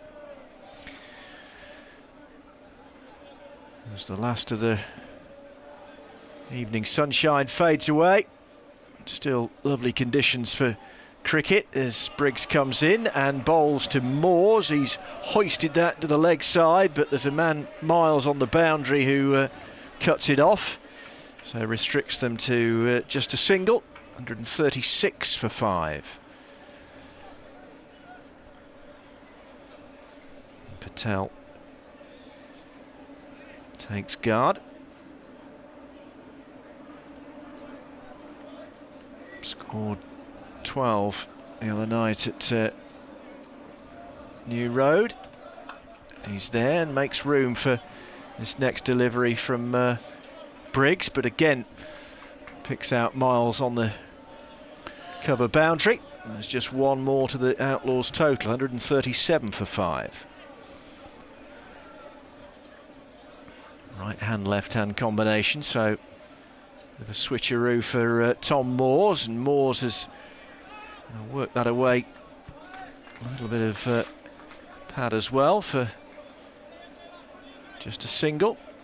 Chase for Craig Miles. He's seen a lot of the ball in this over, particularly.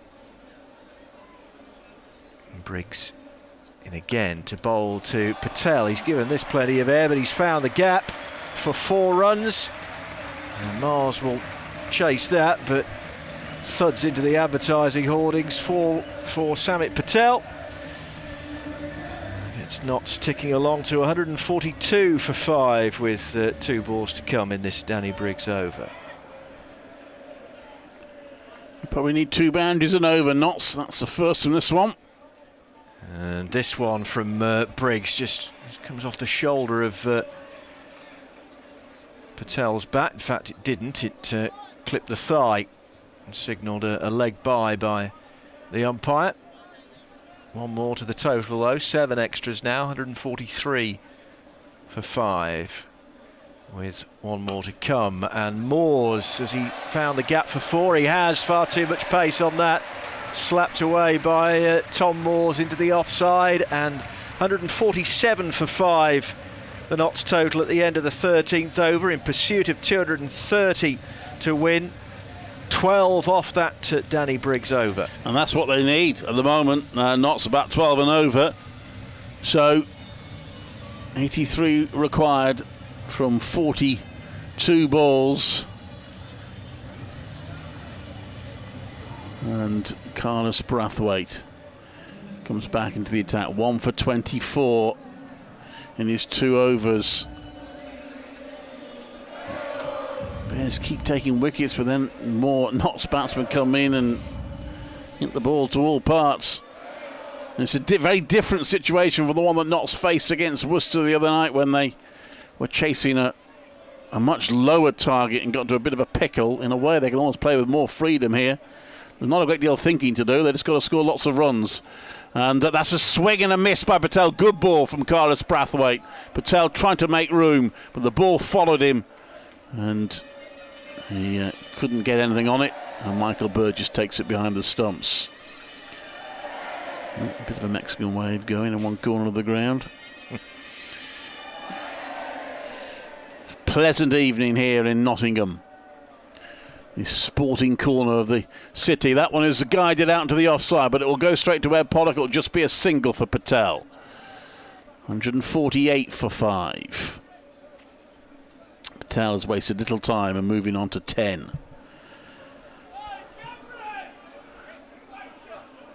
That's Moores on strike, been played splendidly. That's the son of the coach. Brathwaite comes in round the wicket. The ball to him. It's a shortish delivery and he's going to be caught. That was good bowling from Brathwaite. He held that one back and got the mistimed stroke out of Tom Moores, and he's caught it short third man, and the Bears have their 6th wicket. It's 148 for 6. Yeah, just what they were looking to do. As Clive was saying, Notts have given it a right go here, but Warwickshire and Birmingham Bears restricting the Outlaws, taking wickets at regular intervals, and Tim Bresnan was the man underneath the catch. Carlos Brathwaite with his 2nd wicket of the evening, his 2nd wicket for the Birmingham Bears. Calvin Harrison coming out next for the Outlaws. So Moores caught Bresnan, bowled Brathwaite for 38 off 21 deliveries, 2 6s and 3 4s for Moores. A great effort, but he has gone, and Notts rapidly running out of batsmen here, and they need 82 from 39 balls to win, but they've only got 4 wickets in hand now, Clive. Indeed. Harrison is a new man in. Brathwaite is having a rather good game. Bowls, and that's worked out into the leg side. Fielder has to come sprinting in. Craig Miles from the boundary. He does well and restricts them to 1. 149 for 6.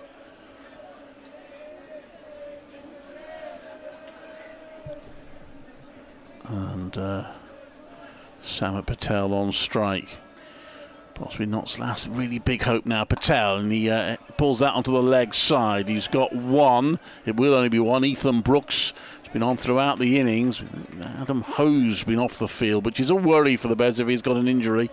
Key player in their team. 150 up.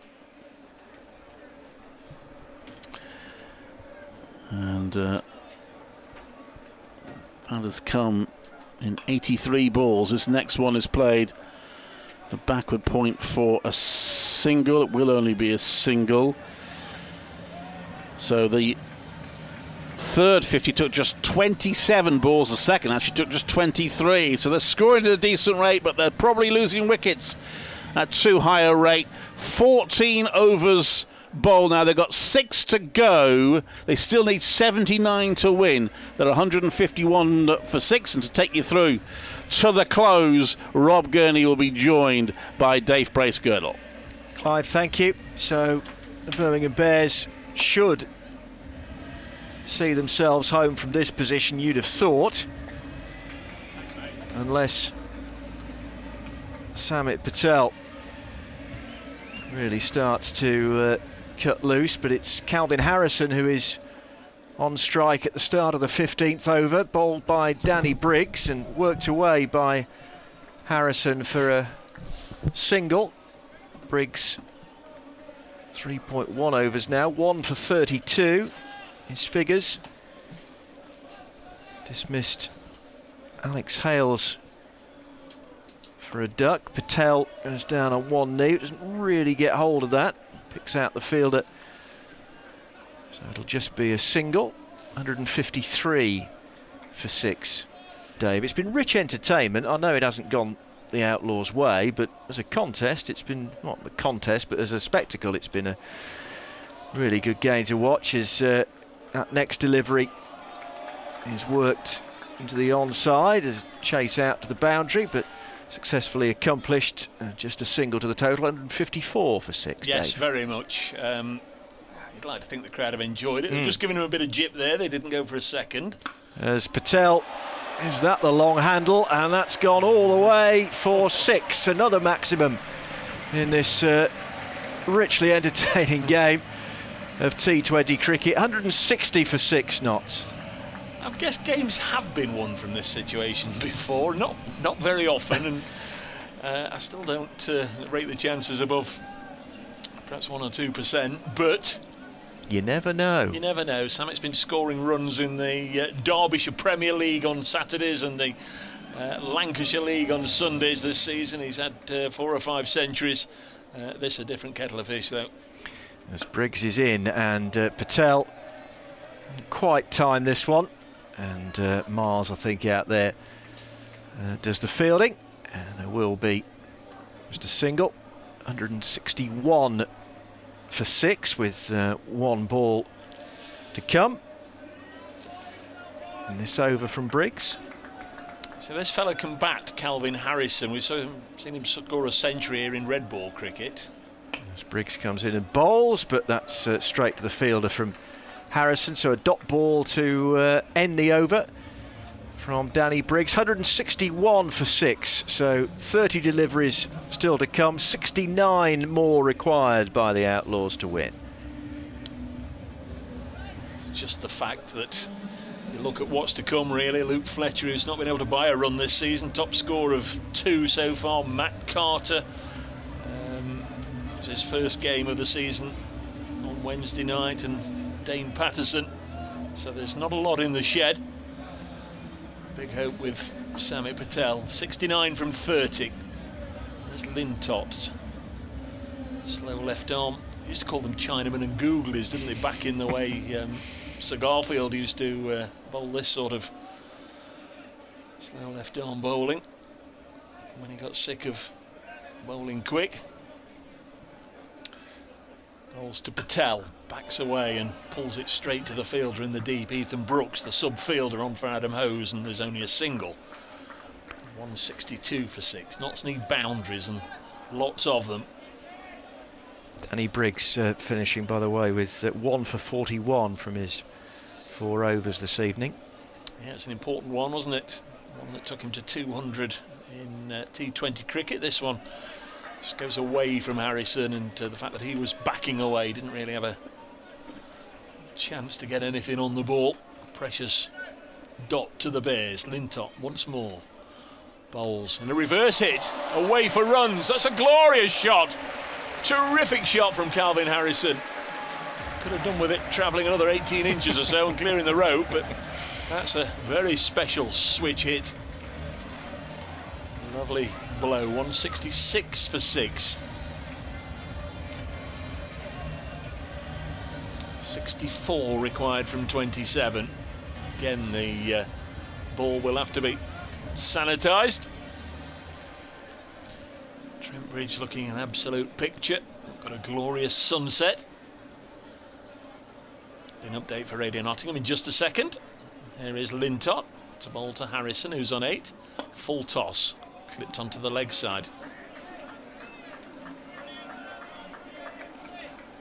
Well, for all night, Jody, I've been saying that Notts are up against it, and it's still the same, but there's a glimmer of a chance, I guess you'd say. Notts need 63 from 26 balls. They've got Samit Patel out there, the old horse. He's on, he's gone. He's just fallen now as I speak to you, out for 20, and that surely will be the end. Too much left to do. At the other end, the youngster Calvin Harrison has 9, but there's not much left in the shed now with Luke Fletcher, Matt Carter and Dane Patterson to come. Earlier in the the evening. Warwickshire 229 for 5. That's the highest score ever made against Notts in T20 cricket, and Notts weren't helped with the early loss of Alex Hales for 0, Joe Clark for 8. Peter Trigo made 23, Ben Duckett 51, Tom Moore's 38 and Stephen Mullaney 11. They've all given it a bit of a go, but surely too much now. Notts require 67 from 25 balls.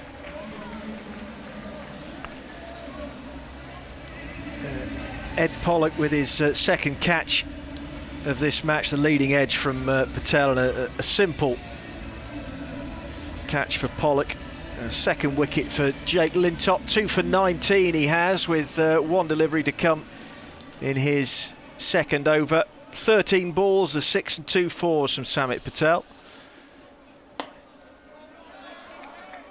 This one's drilled straight back to Lintop. Just for a moment, I wondered if he was going to throw the ball skywards. It was it was one of those, wasn't it, where difficult to tell from here whether it was a bump ball or whether it was a clean hit. It is the end of the over, so Lintop through 2 overs, 2 for 19, 167 for 7. And any hope now has all but evaporated. 63 from just 4 overs. Is that 13? No, it's more than that, isn't it? 15 and a half and over required. Something of that ilk. 167 for 7. Oh, Craig Miles is coming on at the pavilion end for his third over. No wicket for 17 so far. He's in, running towards us and bowls, and Harrison drills that past him. They'll only get 1. Fletcher was thinking of entertaining a second, but fielders converged quickly on it and decided against it. 168 for 7, 62 off 23 balls for Notts. Fletcher was run out for naught the other night at New Road. One of those not often seen episodes where the bowler in his follow-through fancies himself as a bit of a footballer, kicks it towards the stumps and actually kicked them down. Fletcher was a foot or two short. And here he is on strike now, facing Craig Miles. Has a waft at that, but it's called a wide by the umpire. A bit careless from Miles with his line there. Yeah, they've been reasonably well disciplined, the Bears bowlers.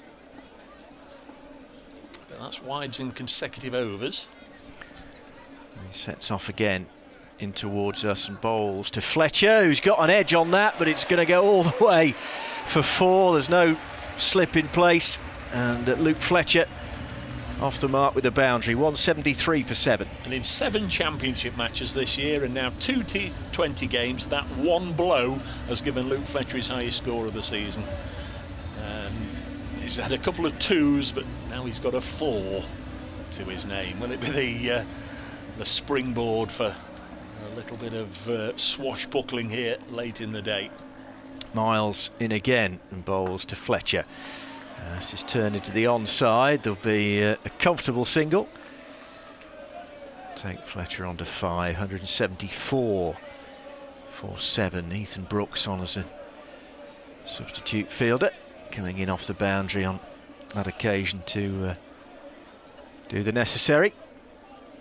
And it's Harrison on strike. Miles is in, and Harrison gives that a clunk out onto the leg side. Again, it's Ethan Brooks that does the fielding, but just another single for Harrison. On to 11, 175 for 7. But of course, Notts require boundaries and some maximums at that, not just boundaries, but maximums too. 55 off just 20 deliveries still required as Miles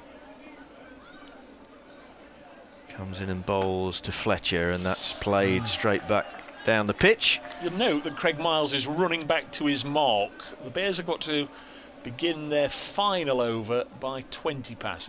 They should do it comfortably. It's only about 7 minutes past, but he's rushing back. He's not giving himself any time at all in this over. Last ball of his third over, and Fletcher's clipped that away off his toes for 4 runs. Takes him up to 8. He's got 2 boundaries to his name now. 179 for 7 at the end of that over. So 12 coming off that Craig Miles over, and Notts Outlaws 179 for 7 with 3 overs to go. At this stage the Bears were 182 for 4. Yeah, they're only 3 runs behind, but then we had that over that shall never be mentioned again after today from Nottinghamshire supporters, which, what was it in the end? 31, I think. Peter Tree goes There's over. Lintott bowling to Harrison, down on one knee. A good shout here from Lintott, but the umpire says not out. Just wonder if he feels there was some bat involved. Clearly there was, so Calvin Harrison stays, moves on to 12. It will be a momentous day in a couple of ways for Calvin Harrison. He's got his first wicket for Notts, he's got his first runs for Notts. Fletcher has 9, 2 fours, and he's given that the big wind up, forces it out onto the offside, and moves on to 10. Did see 3 or 4 years ago Luke Fletcher hit Matt Parkinson of Lancashire for 4 consecutive sixes here. Notts need something similar. Here's Lintott bowling to Harrison. Another nice looking shot into the offside. They've got to run quickly here. Come on, Luke, come back for 2.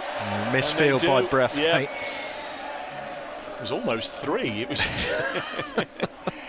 it was going to be a tough old sprint back for Luke, I think, if Brathwaite had picked it up, but maybe he was dreaming of I don't know, sipping some Barbadian rum.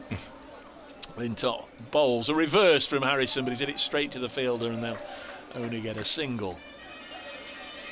184 for 7, 2 balls left in the over. 5 runs from 4 balls. We need a big finish here to this over, because Notts suddenly are going to find themselves, instead of being just a handful of runs away from the Bears. He's got hold of this one, and there is a 6 from Fletcher. That's better, Luke. That's better, Luke.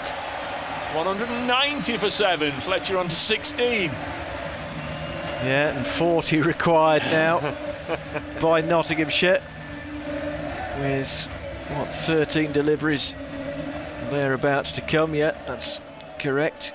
Chasing 230. All you know, as a fan, you can expect or hope for is your side to give it a go. Get close, yeah. You know, it's so unlikely, and he's gone for another big hit, missed it, it's gone through to the keeper. 190 for 7. So despite that 6, 11 from the over, and the Bears will consider it as another decent over as far as they're concerned. And Notts need 40 from 12. They do.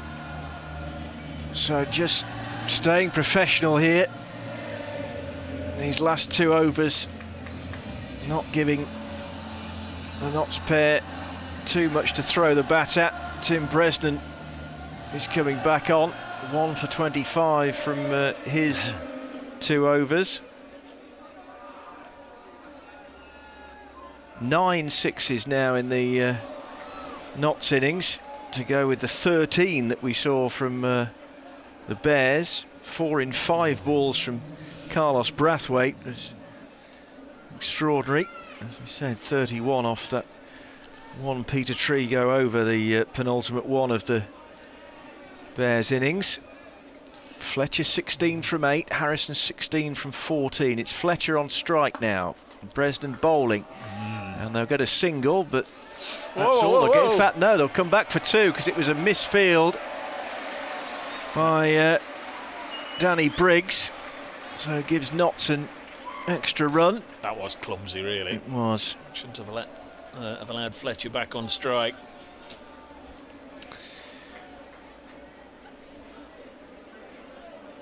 .37 from 10 deliveries. Bresnan into Fletcher, who's worked that away. Has he found the gap between the 2 fielders? He has, perfectly. It's 4 runs for Luke Fletcher. Takes him on to 22, and the total 197 for 7. Couldn't have... Enjoying himself, Dave. He is. He couldn't At have least. bisected those 2 fielders any better. Bresnan on his way into Fletcher. He's edged that one. Pollock with a tumbling stop. They'll only get 1. 198 for 7, 32 of 8 deliveries. Calvin Harrison's got to come to the party now if he can. Needs to help his mate out here, try and find a boundary. Bresnan on his way in to bowl to Harrison, and he's played that out to the deep, and again an almost identical shot to the one Luke Fletcher played earlier on, bisecting the two fielders, and it is 4 runs for Notts and the 200 up with one delivery to come in this penultimate over. 202 for 7 in pursuit of 230 to win. 19th year of the T20. It's the first time Notts have scored 200 against Warwickshire. I know it's small gains, of course, called Birmingham now. They were Warwickshire when the competition began. But the same side effectively, beating the 193 for 7 previous best that Notts scored at Edgbaston 10 years ago. Good shot from Harrison. 28 required. One ball to come in Tim Bresnan's final over. It'll be his third. 1 for 37 he has so far, and Harrison bowls, and he's played that straight back down the ground. It's not going to go for 4. There's a fielder there to cut it off. They will come back for 2, and he's out though. Fletcher running to the danger end, and Bresnan throws down the stumps, and the 8th Outlaws wicket goes down. Notts 203 for 8 with Fletcher run out for 20.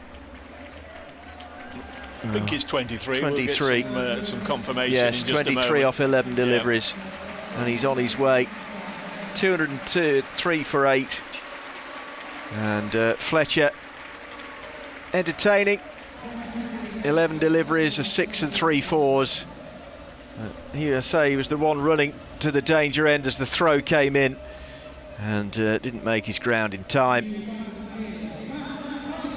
But entertained us for a little while there, Dave. He did indeed. New man is Matt Carter.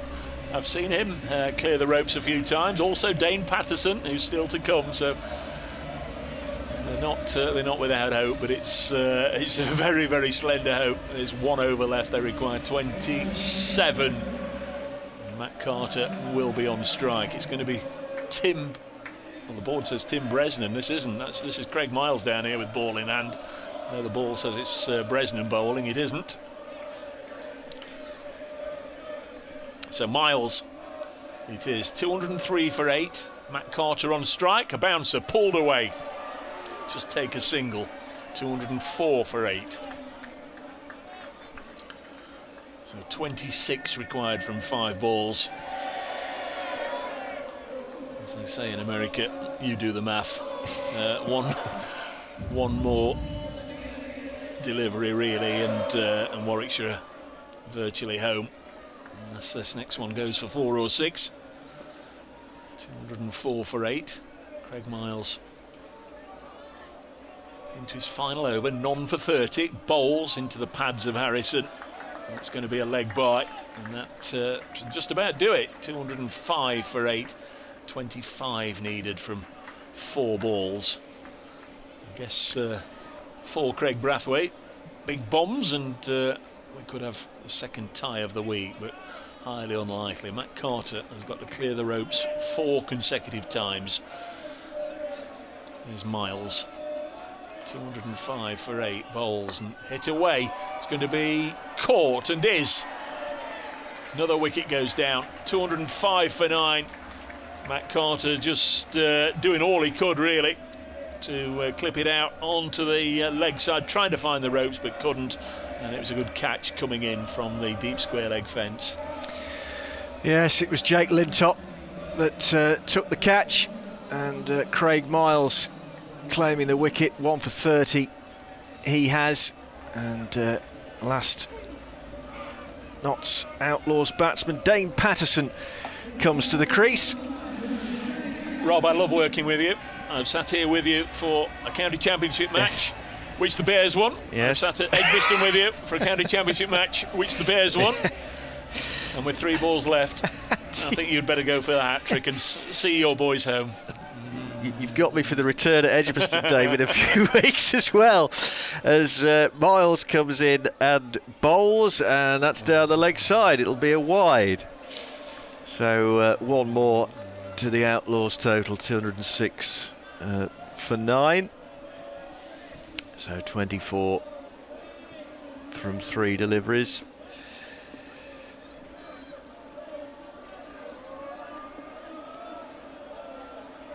Miles turns at his mark, comes in and bowls to Harrison, who's worked that away off his legs. Ethan Brooks does the fielding. I'll settle for a single. And this has been a very fine performance from the Birmingham Bears against the defending T20 Blast champions. Their third highest total posted in this competition, 229 for 5, as Miles, the penultimate delivery of the match, comes in on leg stump and bowls to Patterson. He defends, but inevitable conclusion that Miles does the fielding off his own bowling. Pollock 60, well, Adam Ho started it with a very attractive 32. Ed Pollock 62, Carlos Brathwaite 44, 4 6s and 3 4s from just 18 deliveries, and Sam Hain a fine 53 not out, as Miles comes in and bowls to Patterson, who's worked that away. It's 4 runs to end the match. 211 for 9 is the Nottinghamshire Outlaws total, so the Birmingham Bears win by 18 runs. Fine game of cricket, some spectacular hitting, plenty of boundaries, 6s and 4s all over this Trent Bridge ground, but the Birmingham Bears simply too good for the Notts Outlaws in the end. They win by 18 runs, Dave. Yeah, just looking, it's the 9th highest score that Notts have ever scored in T20 cricket, so they did give it a go. It wasn't lost really by the batsmen, particularly those late on in the day that have gone out there, thrown the bat and just managed to scramble a few runs. The contest effectively swung with that 1 over from Peter Trigo, which put 31 on the board. But remember, going into that over, the 19th of the innings, there were already 191 for 4 on the board. It was a very, very workmanlike effort from Warwickshire at the top there. Hose and Pollock made a fine opening partnership of 51 in 4.4 overs before they were parted. Adam O's out for 32, as Rob has said. Ed Pollock played very nicely indeed, 62 from 28, a real powerful performance. But there was a bit of a wobble. 120 for 1 suddenly became 133 for 4, and then that fine stand in double quick time between Hain and Brathwaite, and the gloss put on it right at the end, 229 for 5. Losing Alex Hales in the first over certainly was far from ideal. Joe Clark out for 8. You fancied Notts' chances had gone up in smoke, but Trigo gave it a go, so too Duckett and Tom Moores, and then some late order hitting. Handful of runs for Patel, Harrison and Fletcher. Gets Notts up to 211 for 9. As I say, that in itself fairly respectable, but they've lost by 18 runs, and they've begun the defence of the title with a tie at New Road, a game they should have won, and a defeat here against the Bears, which in the end it's probably even been a little bit tighter than it looked like being. Notts have got work to do ahead of a trip to Wantage Road to face Northants on Sunday. But we very much look forward to catching up with these pesky Bears before too long when we come to Edgbaston. Yeah, and the Bears heading for the county ground in Derby, not too far away from here, on Sunday for their next match in the T20 Blast. But from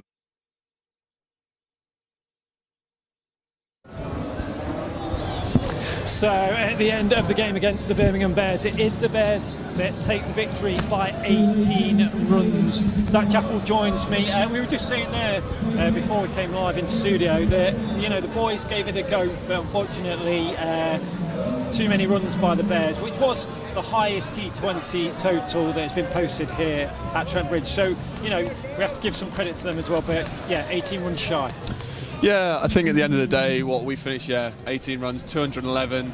It's a good score. Potentially went for a few too many with the ball. Boys gave it a red hot crack. I think that's all you can ask. At one point we were almost level with it. I think when Tom and Ducky were going, then that partnership got broken, didn't it?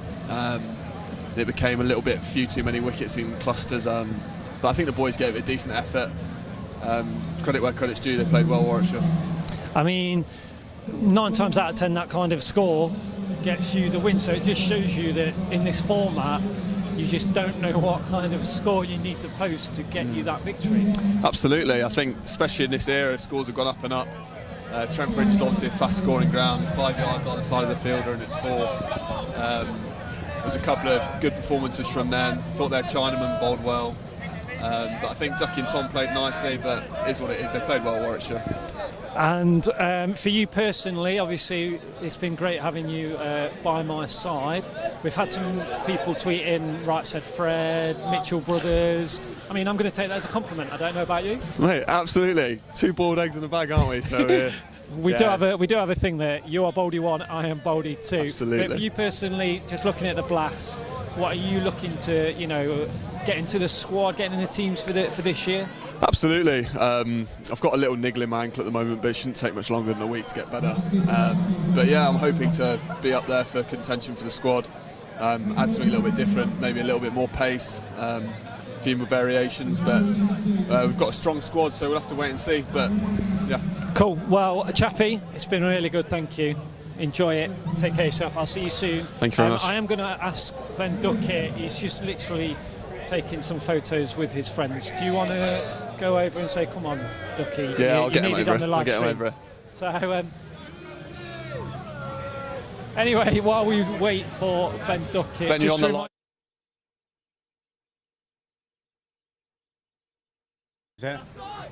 I'm getting heckled. Is that positive? Or? No, that was actually quite nice. Oh, was it? Yeah, friendly. Thank you for joining us. 18 runs shy. I was just talking to Chappie there. The highest T20 total at Trent Bridge. Obviously, the Bears posted, so it was always going to be a big ask, but just shy. But we gave it a go. Yeah, totally honest. There were 20 too many out there. I think a couple of big overs towards the back end. It was crucial, and it showed. I think. Especially when I was batting, if you're chasing 200 there, I don't have to go again that end. I can be sensible, but when you're chasing 230 and a T20, you've got to keep going. And losing 3 wickets in the power play is always tough to come back to. I thought me and Tommy pulled it back quite nicely, but unfortunately, those 20 runs it was just slightly too many. Yeah, to be fair, me and Chappie were just literally saying that. You think of, 180, 200 kind of par score on that, 220, like you say, it always felt, we could never really get ahead. Like when you and Tom was in that sort of middle period, it felt that we were where we needed to be, but it was always going to be a case of having to push on and just, too many in the end, really. Yeah, I don't get me wrong, halfway through we believe we could go and win. Just, when you're chasing a score like that, you need one of us top 4 to go and get 80 plus. And, as I say, we lost a few wickets in the power play, so it was always going to be tough to claw it back from there. Now, in this format, it doesn't take long to get back onto the road, and it is on the road. Old Side for you on Sunday against Northants Steelbacks. So what will you be looking, what will the team be looking to achieve on Sunday? Just get back on that bike and do what we know we can kind of do? Yeah, 2 points would be nice. It would, wouldn't it? Yeah, for me as well, it's nice to get a bit of form tonight because, going back to my old county, I'd love to go there and hammer them and get our first win against them. So, I think this tournament's about momentum. No one wins the whole comp by just winning every single game. So as long as we peak at the right time, and that's towards the back end, then we'll be good. Okie dokie. Well, thank you very much for joining us. I'm going to ask you to just run over to Carts very quickly and get him in. Get Carts in. Yes, get Carts in if you can, please. Just pop the mic on the floor, Ducky. But thank you very much. If Carts, we're just going to get Matt Carter. I don't know whether you can hear, just in the top of the U Energy stands, there are some Birmingham fans in there. Obviously, the happier out of the 2 sets of fans. But Mr. Matt Carter joins me now. Obviously, a disappointing team night, not getting the victory, but for you personally, you've had 2 good games and another good 4 overs here, a couple of wickets as well. Do you feel like you're in a good place rhythm-wise? Yeah, I did a lot of work during when the last couple of first team 4-day games was on. I had a bit of a break and got into homing in on this and getting this to where as good as where it could be to start the tournament. And yeah, I'm pretty pleased with how it's going at the minute. Now, you know, in a T20 format, sometimes we see you bowl obviously first up. We also see you then sort of save towards the end. But it felt really that today, you know, the captain Mull kind of came to you and said, you know, keep it tight, get us a couple of wickets if you did, because you kind of bowled in that cluster, really. Yeah, I mean, first over didn't go ideally well, but after that you almost like work the pitch out. Obviously I should have worked it out quicker myself, but no, the 3 overs that I bowled afterwards, I was pleased with. 20 go for, what was it, 13 off the last 3 overs. Yeah, in total 24, 26 yeah. in total. Yeah.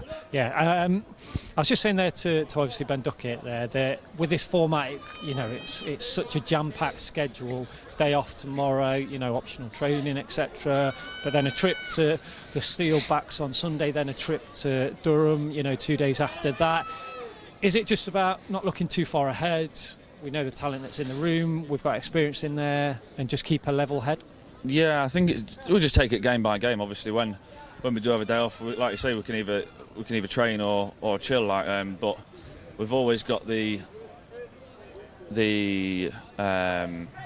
always got Cunny sending us footage of the next game sort of thing. So we know what we're going to be up against when we go about it. Kind of never stops really, you know, even though it is, like we say, a day off, optional training, like you say, the talk, the chatter, the information that gets sent by Cunny, the analyst, it's always there, isn't it? So are you now focusing on that Steelbacks on Sunday? Yeah, I mean, obviously we'll have a bit of downtime tonight and a bit through tomorrow until we get the footage from Cunny for Northants, and then everyone will be straight back at it, looking at what they need to do, where they like to hit, where they like to bowl, what we need to do to counteract it almost. Okie dokie. Well, I know you've got some more media duties to do, yeah. but it's always good fun. But thank you very much for joining us, and we wish you well against Northampton on Sunday. Thank you very much, mate. Well bowled. On the floor, yeah. Thank you very much. Thank you very much. Yes, so just to wrap up here at Trent Bridge, it's been fantastic to see crowds back in. Not the result that Notts were looking for, unfortunately. 1 point from the 2 games so far. As mentioned to Ben and to Cart, the next game for Notts is on Sunday against the Northants Steelbacks. Then 2 days later it's a trip up to Durham, but we will be back here on Trent Bridge Live next Friday, a local derby, as the Derbyshire Falcons join us for that one. We hope you can join us too, but from everybody here at Trent Bridge, thank you very much for your company and enjoy the weekend.